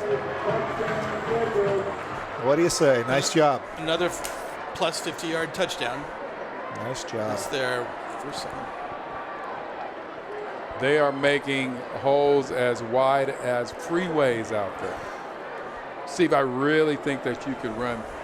Well, no, okay. It's the run part. If it was maybe a speed walk. That was their 5th run of over 50 yards for a touchdown. That's tough to beat. It is tough to beat and demoralizing, really. Kick is up and good. Jesuit takes a 22-point lead. Rams are going to need a break, turnover or something like that. We thought we might have got it with the penalty, but didn't seem to slow them. And I don't know what it is, and there's something that other teams have been able to do to stop Jesuit's offense, at least 2 teams, enough. And whatever it is, you got to be able to figure that out. And I would imagine maybe it's adding even another guy to the line of scrimmage. Or maybe just adding 2 more to the field and wait. There you see go. if the referees notice. Play with 14. Squeeze 2. Go with, yeah. Or the old Woody Hayes. Remember Woody Hayes when he tackled the guy running down the sideline as a coach. Maybe the coach can just stick his foot out there or something. An all hands on deck approach, right? Yeah. Somehow I don't think that's in the offing. But I tell you what, we know that the Rams can score quickly.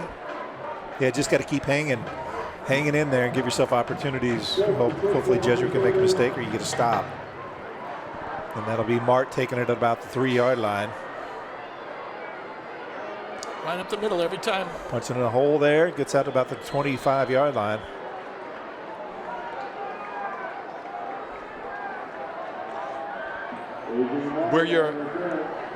We've talked about the weapons and all the tools that the Rams have on offense with Starr and Souders and Jackson and Fulcher and even Elliott and even King out there. When you're trying to strike fast, you have to get the ball in the hands of the guys that are sort of like the ultimate weapons. And I think those are these guys right here on the outside here. Down at the bottom of the screen. At the bottom of the screen. Whenever you can find some single coverage, you need to take your shots because you have to score quickly and then get stops.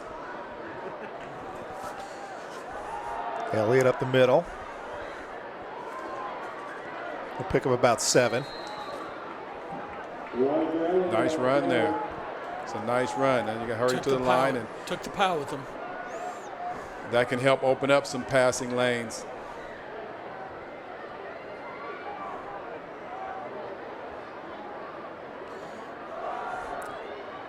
Again, trying to get that first down. It does. 5 tough yards. That's his 11th carry. And the change move. 6:04 left in the third quarter.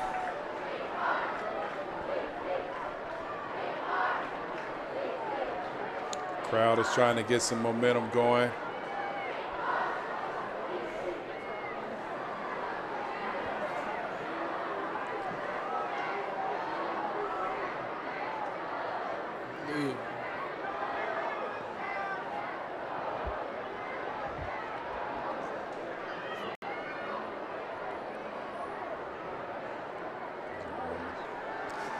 Corner. There he is. Ooh, into traffic. Boy, trying to thread a needle there was Knighton trying to find Starr. Hey, you got to give credit to that offensive line. Knighton had plenty of time. Well, I tell you, if Knighton, if he had a chance to do that again, he would look down to this out by the numbers and find Jordan King, because Starr is drawing so much attention. If he could have the time to even pump fake, and everyone is running towards Starr. Jordan had his man beat. Yeah, that was too bad.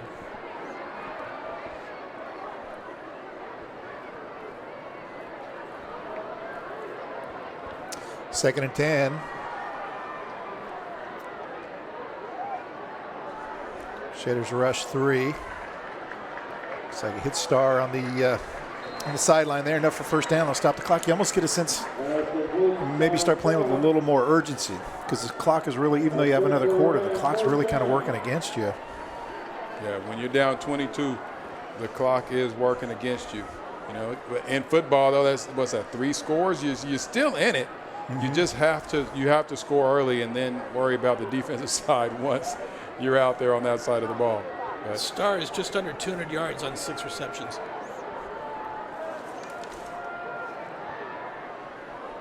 Rush comes. Knighton finds some room. Incomplete. Good effort there. Looks like King. He tried to get his both feet down and try to stay in bounds, but he couldn't make it happen.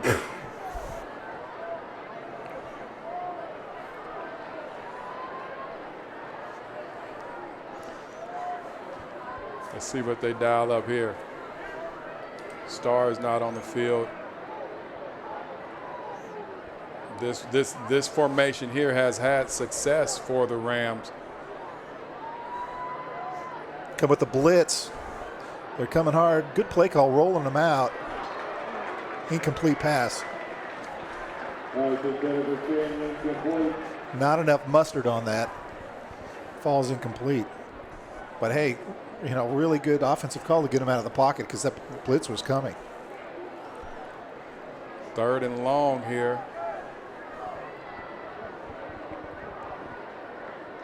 Whatever you do as a receiver, you have to run your route. Well, this is 4-down territory at this point, but you want to run your route past the line, past the chain, so you can make sure you move those chains.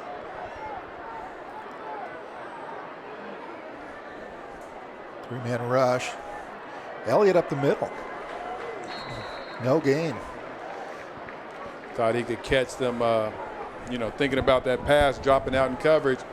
And you can sneak that sort of that draw, that running back draw in there, but it's a good play on paper, and when it works, it's a great play. Yeah, but when it doesn't, then you get a lot of people questioning, why would you run that? And sometimes, the best plays are not always the play, it's just when you run the play. All right, I'm trying to get probably to 4th and manageable, but now they're 4th and 10.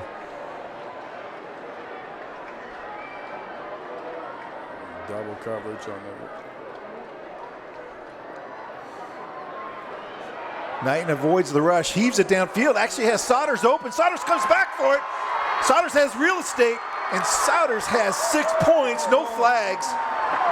Nifty footwork by Knighton to really buy some time. Souders with 6. Wow. Wow. 60 yards. And it just happened to be 4th down. It just happened to be 4th down. Knight, like you said, nifty footwork back there, looking like Magic Minshaw for the Jacksonville Jags, moving his feet around, just buying enough time for Souders to beat his man. I'm telling you, with those weapons on the outside, you may want to just throw the ball to them as often as you can and take your chances in this type of a situation. But, man, that was a nice play, really made by Knighton. Yeah, buying some time. So they're going to go for 2, try to cut this to 14. Good call. At least you know early what number you got to get to.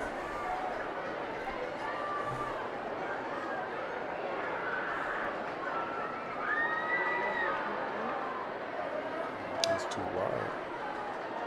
Knighton rolling. Oh, flag comes out.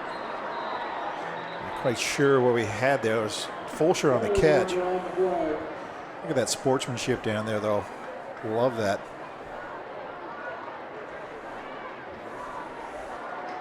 Illegal shift there, and that penalty will be declined. There's that big strike offense right there once again for the Rams. Now, we talked about it a minute ago, now you worry about offense when you're on offense, and now the defense has to step up. The Rams don't play too many guys both ways, so that defense has been sitting on the side, hopefully trying to get, looking at some pictures, looking at something, trying to figure out a way that they can stop this run and stop Jordan Wisher from having a career night, yeah.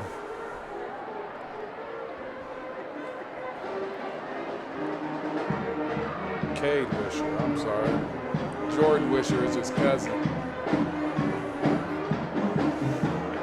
You think there's more than one of them? Yeah. That's, that's a double threat right there. So the Rams answer. It's nice. 26-42. A lot of time left. It's going to be interesting to see if we get that momentum shift that we've been hoping for since the second quarter. Cade is 22 for 28 for just under 300 yards passing. There it is. Oh, the onside kick you talked about. Oh! It looks pretty good. Everyone's pointing the direction they want it to be, but we can't see. You can't trust teenagers. Everyone says they have the ball. Guys that are not even out in the huddle. I see the Rams recover it. Good sportsmanship again. Oh, the ref's down. What do we got? Just the guy at the bottom. He's trying to figure out how can you say that they have the ball when I've got the ball in my hand. I've seen that play before. Right. At some point, the referees have to make a decision that when the ball was, who actually had possession of the ball. Then after that, it doesn't matter. Once they blew the whistle and pointed in your direction, that's the call. That's the decision. Hey, big break, and what a call. I mean, I was kind of lulled into, I wasn't even thinking it, which, you had mentioned it the last one. And I watched this guy setting the ball up. It just, again, those are the little things that I look at, and he's setting the ball up. He's walking. Anyway, you'll see it when you watch the film. You'll be able to tell, oh, yeah, that guy was about to. He's going to do it on Saturday. I'm going up top again. I would, big rush. Little hitch and go. Nothing there. Knighton takes a big hit.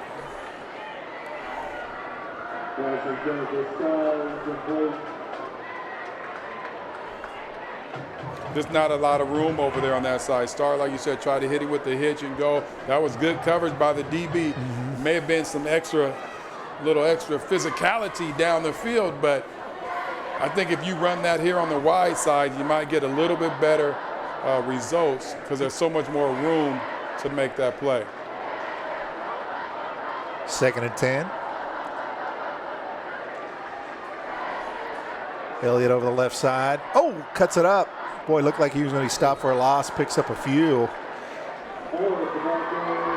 That's that jump cut. I think, if I remember correctly, last season we talked a lot about it. I think that you were mentioning that jump cut that Elliott likes to do, and, man, that was it right there in full effect. Looked like he was about to be stopped, and he said, not today. Not now. I got things I got to do, right? I got places to go.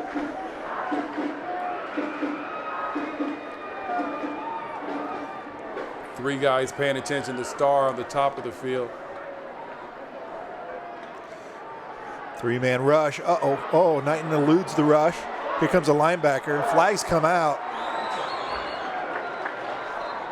All over the field.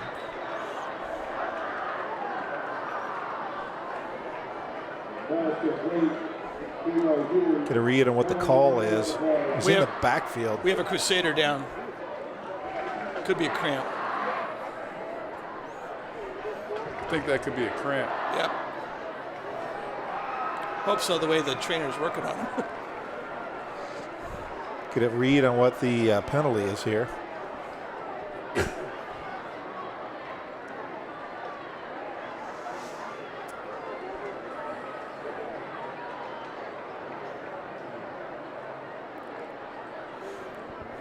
moving the yard marker back.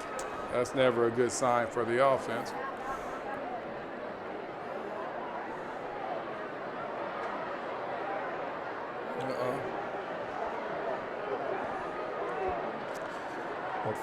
They'll bring up 3rd and a mile. And it's a loss of down. What did you? I missed it. I was looking at the referee march, and I was checking out how long his strides were. I think that might have been actually a 12-yard penalty, as long as those strides were. But I missed what the call was. It had to be. To be honest, I was watching the exact same. I thought it was your turn to watch the. Let me. It was marked down. Next time, it's my turn to watch the. That's on me, James. All right. 3rd and a mile. Whoa. I mean, they got to get all the way down to the 30-yard line. Knighton steps up. Knighton eludes the rush. How? I do not know. Get rid of it. Heaves it downfield. Coming back for the ball is Souders. Oh, and he is out of bounds, but I mean, we're miles up here. I cannot make the call. The guy on the sideline is probably much better position than I am. But a good effort there by Souders. Just couldn't haul it in bounds. Yeah, couldn't get that foot down. And it looked like he was trying to get his foot down. It looked like he may have had one come down out of bounds and the other one inbounds. Man, that was a missed opportunity after that onside kick. I don't know how many onside kicks you can run. But they were not able to capitalize on that. It's Andrew Elmore in the punt. Andrew Elmore, confirmation.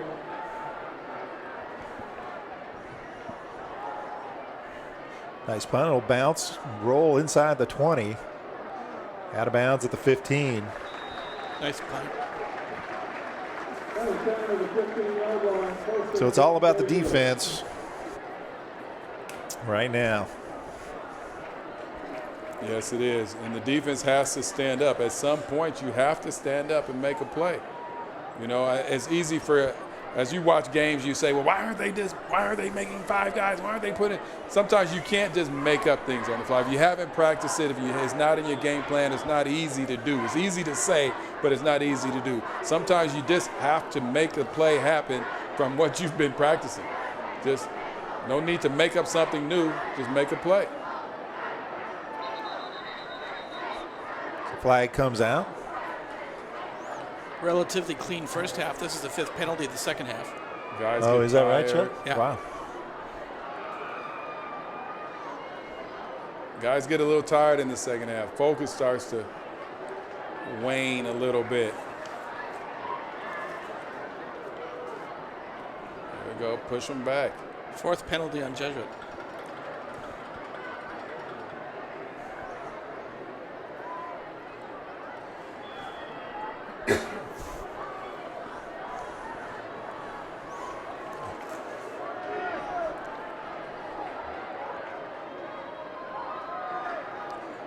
So 1st and 15, back to about the 10-yard line. And run. Wisher. Oh, and the flag will come out. Wisher on the carry. Obviously, the home crowd doesn't like that call. It's like Miles Jackson out there. Again, you're pulling out all stops. Miles Jackson and Silas Starr are both out there on defense. Miles makes a tackle along the sideline that you know, one would argue that the running back was still in bounds. But they deem him unnecessary roughness now. So, yes, he might even have still been in bounds, but you apparently didn't have to spin him around and take him down. But, you know, the safety of the players. I mean, you got to err on the side of on safety. Yes, you do to some degree. This is football, Steve. It's tackle football. Yeah, being PC here, man. All right. I don't do that very often. Give me some latitude. Backers can't over pursue.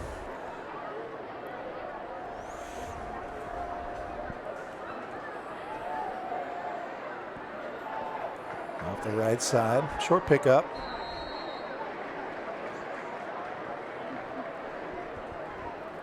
Little help up there by Ram. Appreciate that.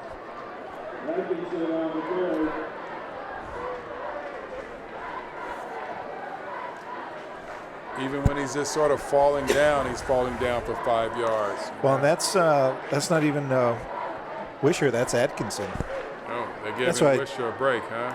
Yeah. So this is what you call just a good run game, a running game. Not just a player. Good there. Nice stop there by the Rams.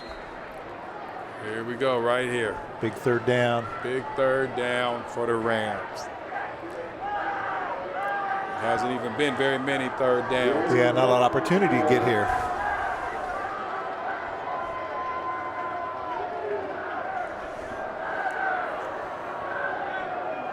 Hey, kind of get a sense the crowd a little bit on pins and needles for this third down also.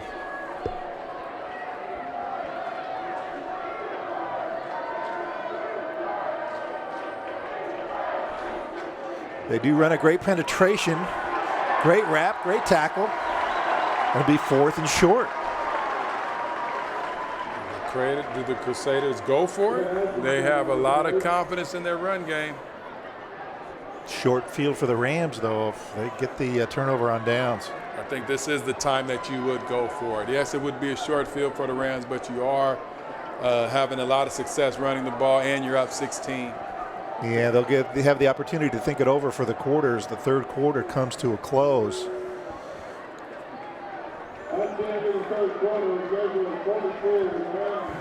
So the Rams 26-42, able to capture some momentum back with a nice pass play from Knighton to, what was that,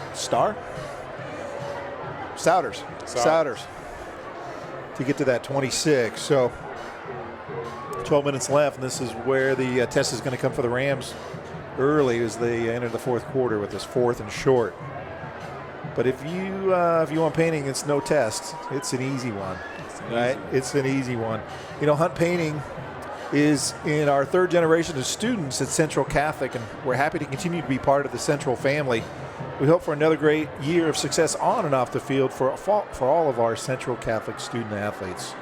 If you got a painting job, remember Hunt Painting. You can see them at huntpainting.com, or you can always call them 503-245-5149. Hunt Painting. Again, Hunt Painting and Pacific Fence and Wire sponsoring the program tonight, so we can bring it to you at no charge. There's other programs out there. Yeah, credit card. You got to. I mean, who would do that, right? Yeah, if it wasn't for Hunt Painting and Pacific Fence and Wire, and the other sponsors that might want to come along. Absolutely, I appreciate it. Interesting stats where Cade Knighton's got 29 passes for 404 yards, while Jesuit's got 26 rushes for 415 yards. Wow. What a contrast. Yeah, 4th and short. Yeah. There it is. Quarterback sneak on a first down. I mean, why not? Why not? Right behind the guys that have been doing it for you all night. Trust them. That's a hard play to stop at this level right there. You just get in behind the big uglies and fall forward for a yard.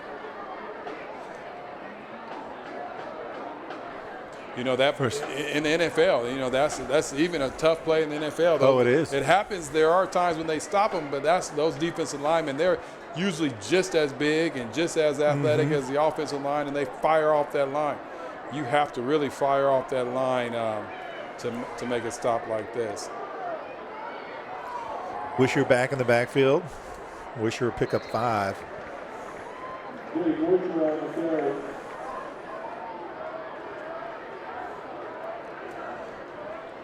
This is where Jesuit really wants you as their offense. This is where they want to be.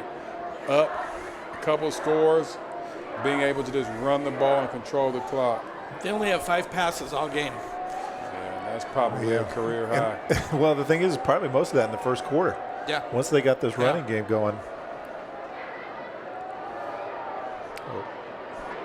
Hey, great tackle there. Good job to wrap by Miles Jackson. Yeah, you got to wrap up. That's a great tackle.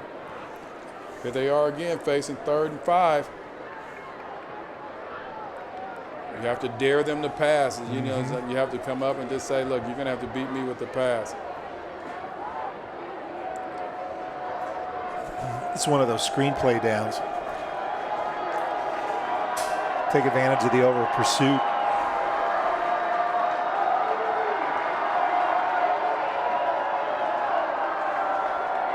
Or just run it off the left side. There you go. So that's Wisher, short of the first down by about a yard. Go again. If they went for it the last time, you can believe they're going for it again. Yeah, you got to stuff that A gap. I'm looking at Coach Potter try to figure out what play he's going to call. The interesting thing is he doesn't have a play sheet in his hand. So when he's thinking about what he's going to call, he's just thinking in his head, do I want to run it to the right or do I want to run it to the left? Yeah. Or do I want to run it up the middle? Rams fans are getting loud. They won't get the sense this is a big deal right here. It's going to call this timeout, let the time run, and they have to save this roar that the crowd has. He's a smart guy. Me? Are you talking about me? Yeah. You. Yeah, that's good. Yeah, exemplary. They Yeah. call timeout. Timeout. Yeah, so it's all about the defense, and it's going to be all about a fence if you're in the market to get a fence. Because Pacific Fence and Wire, there's your guy, right? No other options, really. Pacific Fence is a Schoenheit family business serving the Northwest since 1921. From backyards to ball fields and prisons to primary schools, Pacific Fence has you covered. Need a fence? Call Pacific Fence, 503-233-6248. For those of you who like to get online, it's pacificfence.com. I want to give a quick shout out to our volleyball team. Had a scrappy win last night against Sandy High School. Saw a lot of old friends there, Sarah Bruins being one of them. We miss her dearly at Central. But the volleyball team's doing really great. They're in first place and are undefeated in league. Undefeated. Rick Loren's final season. Legacy. 4th and 1 again. Do you go back to the quarterback keeper? It's a little bit further than last time. Well, you got to be careful you get drawn off either. Power eye backfield off the left side. Ooh, and the penalty comes out. Yes, good call. Oh, right when he's in the hands of the defender.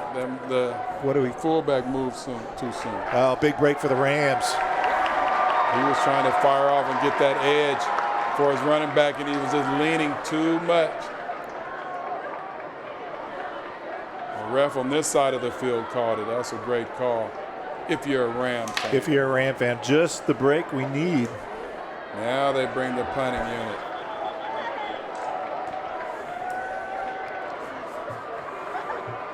So Silas Starr back to receive the punt.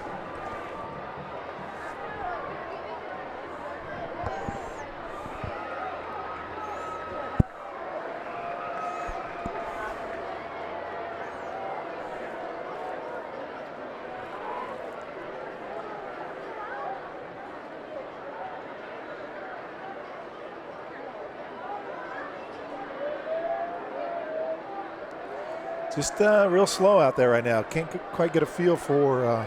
Looks like the ref wants to reset the clock to something. Let's reset it to 12. If we're changing it. Yeah, let's start this over.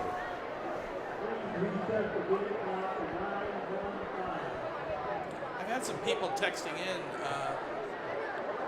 They were asking earlier about what was going on with the clock, but I didn't notice anything. This was before this play, though. Again, that was Sarah Bruins with her eagle eye. But I didn't notice what was going on with the clock. I don't know if there's irregularities or what. Just found out that we had a technical difficulty a little bit ago with that clock. So. Whoa. Interesting. Shout out to Sarah Bruins. Good eyes. Not even in the stadium.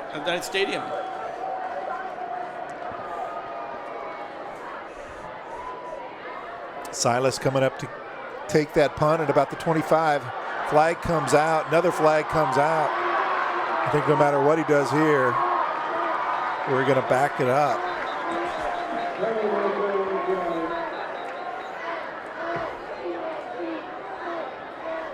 Rams are having some inopportune penalties. Yeah, that'll deep field position as they go half the distance there, put them about the 11-yard line.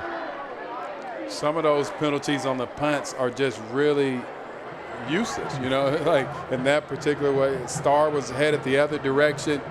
I know you're trying to make a play. I don't fault the players. They're trying to make a play. They're not out there trying to commit penalties. But sometimes you just have to recognize what's going on and get yourself out of the way when that block is not needed.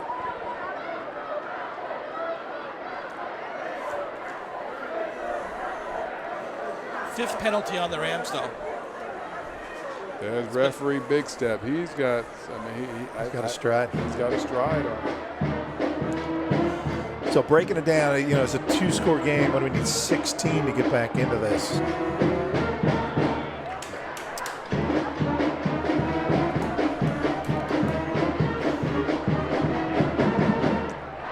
So from their own 12-yard line, Elliott off the right side, met by a host of the Crusaders. He'll lose about 6 on that. Elliott is a game breaker, but the run part has not been working that well for him. Last week they were able to, or 2 weeks ago, they were able to get the ball in his hand on some swing passes, on some screens, some little out routes by the running back, and I think they may want to try to do that. Get him in space, and he's hard to bring down. That's his third run for a loss. He's got about 80 yards on 14 carries. Knighton slips the rush. Oh, fires a dart. Great ball. Who was that? 30. Fulcher. Boy, that was a dart. That was a dart. And to get through all that traffic, you have to bring it, and he brought it, looking like Clayton Kershaw on that. 3rd and 4. That's Jaden's 5th reception. He's at 50 yards. Elliott finds a seam, puts his head down. Looks like a little helmet to helmet. And enough for a first down there for the Rams. Moves the chains. Yeah, 7:42, clock's running. At some point, you have to take a shot.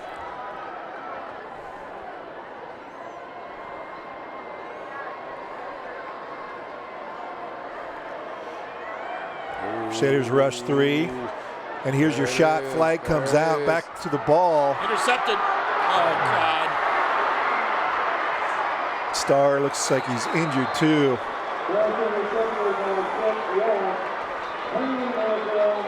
Penalty on the play, but it won't matter with the interception of the turnover. Crusaders will have the ball at the 45-yard line. But you got to take the shot, right? You have to. Again, you're chasing 2 scores, and some 2 extra 2-point conversions. You have the weapons around the outside, so sometimes you have to just go for it. I don't fault him for that. He was under attack back there, and Knighton had to try to make a play. Anderson came up a little gimpy on that. He's talking to the trainer. So now you can almost bet on it. This is going to be running play. And probably the one after that, too. And the one after that. I'm guessing.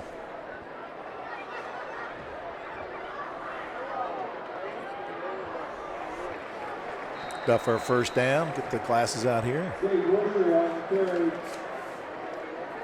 Yeah, that was Wisher on the carry. good for Jesuit, first down. And move the chains and they'll wind the clock. You know, the Wisher is doing exactly what is needed in this type of a system. You don't need a running back that likes to back there and trying to wiggle, jiggle, and all that. Just get through the hole and then see if you can beat the next level. And that's exactly what he's doing. Been very successful at that all night long.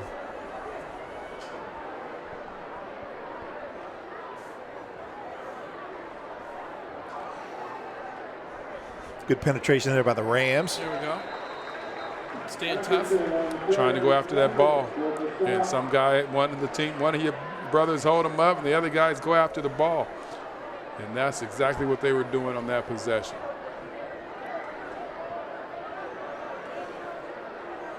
But the clock's running. Clock is not our friend. Not our friend for sure.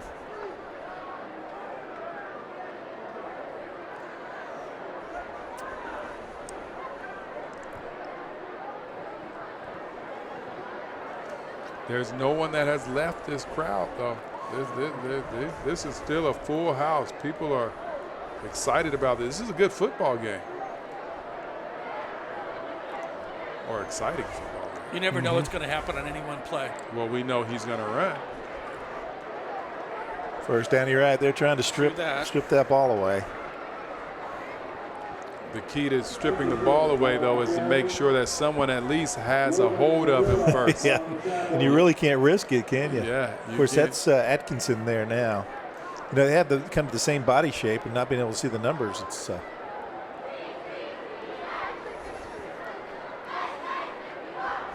going to get a read on the upcoming schedule there, Chuck. And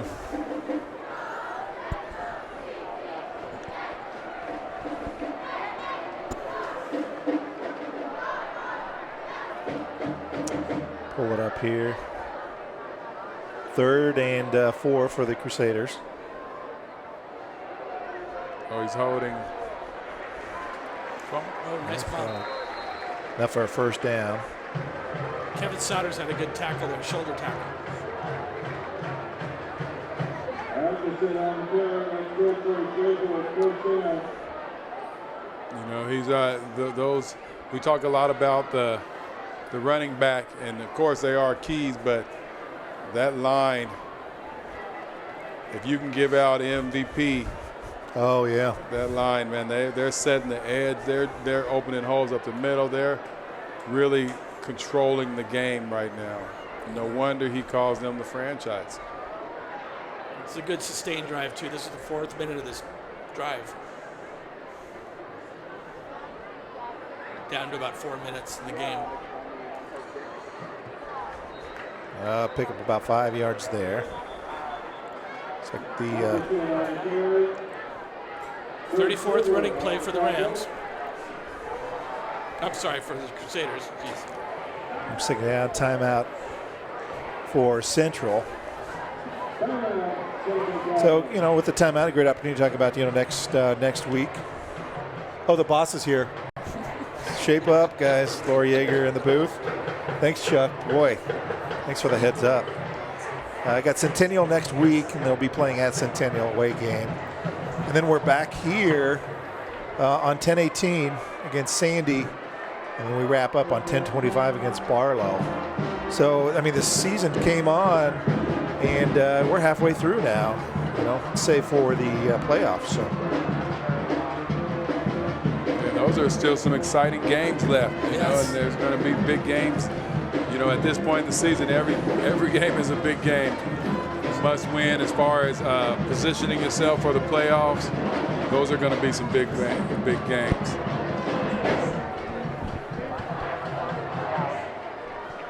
Second and 6.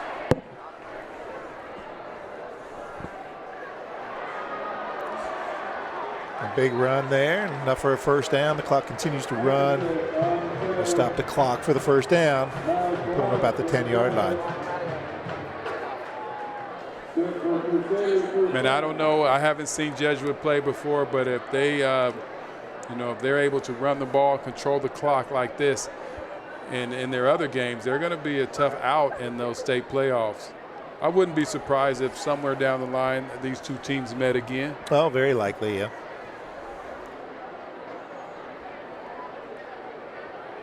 And I know Coach Pine is going to have his guys ready for that if that happens again. Wisher off the left side. Gain of about 4.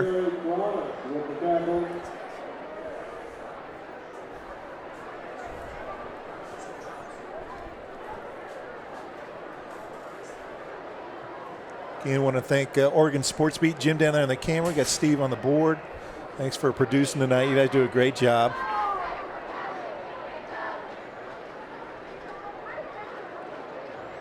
What about me? We'll get to that. There's 2 minutes left. I'm trying to fill some air. You know, it's never too early for a compliment from you, Steve. Jeez.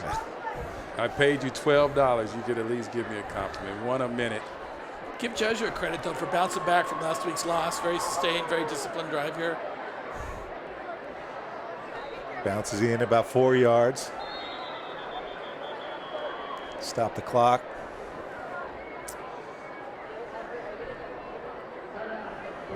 Central Catholic at timeout. Timeout's a great opportunity to again thank our title sponsors, Hunt Painting and Pacific Fence and Wire. Couldn't do it without you. So we appreciate that. Any other sponsors, you can always, anybody else who wants to sponsor can also contact the athletic department, Laura Yeager, and we'll get you set up as well. You know, people are probably questioning why are you calling timeout here at this situation or whatever.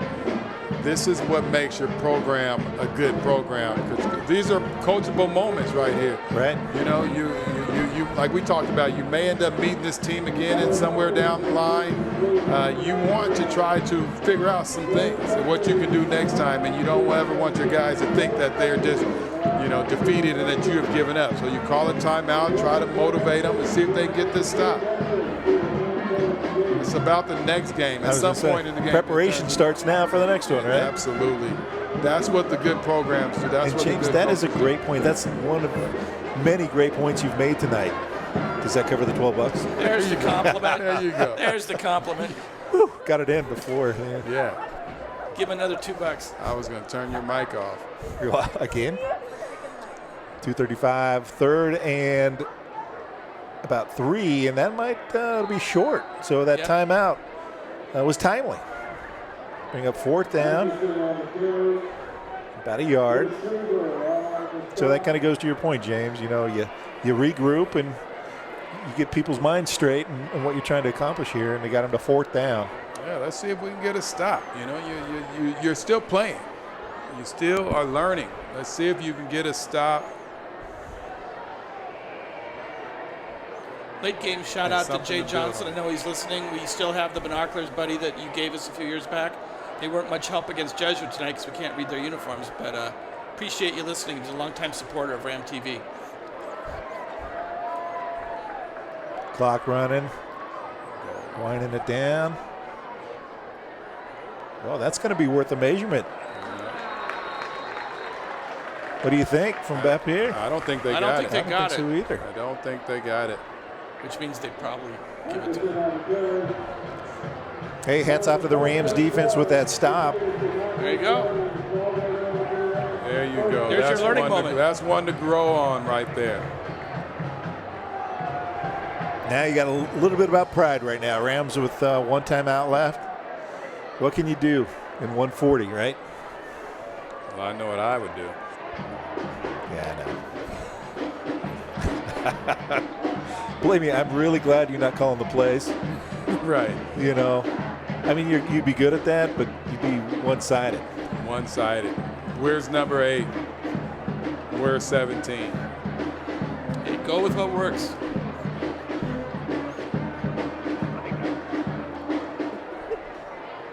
Elliott in the slot there.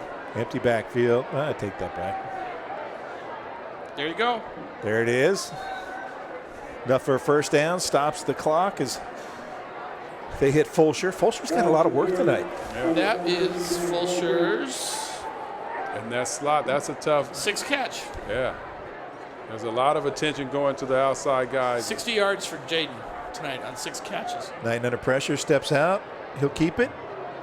He'll pick up a few. Rams going to get back on the Doesn't line of believe in scrimmage. sliding to protect himself, apparently.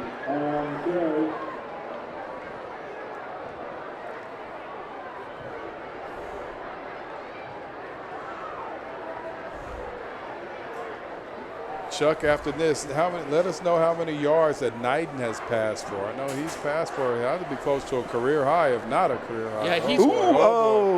Almost. Ooh, boy.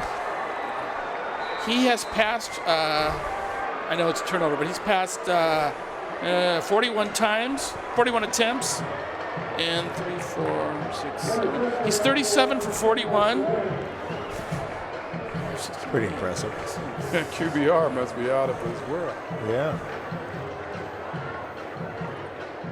So that the Crusaders jumped the pass.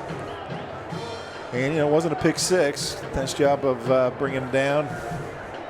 53 seconds left. You almost go into victory formation here and kind of wind this one out. Hats off the Crusaders tonight. They played an excellent game. The running game was extremely impressive. So a little tip of the hat there. Absolutely. For their efforts, They deserve it. I mean, sometimes you win, sometimes you lose. This was they deserve it today. Cade's just a hair over 400 yards passing. Great night for him. That pass right there, that's that long route that he was throwing early in the game. Yeah. But when it was sort of single coverage, you could make that happen. But now they have coverage over the top, coverage underneath. He jumped that. He got that interception. That's a tough throw. I think it's only the third one on the year for Knight. I think stats coming in tonight, I think he only had 2. Pretty good for high school level, especially the way the Rams use their passing game. Right. Yeah. So you only have 2 interceptions. That's great for a high school quarterback. That's at this level, playing some really tough teams. Well, the clock's gonna wind out with 16 seconds. Again, great night, rivalry night, and Jesuit took away the victory. I want to thank Chuck Blicka for taking care of the stats, James Broadous for supporting me with the color, and of course the team at the Oregon Sports Beat, Jim and Steve. So from Hillsborough Stadium, on behalf of all of us, good night and God bless.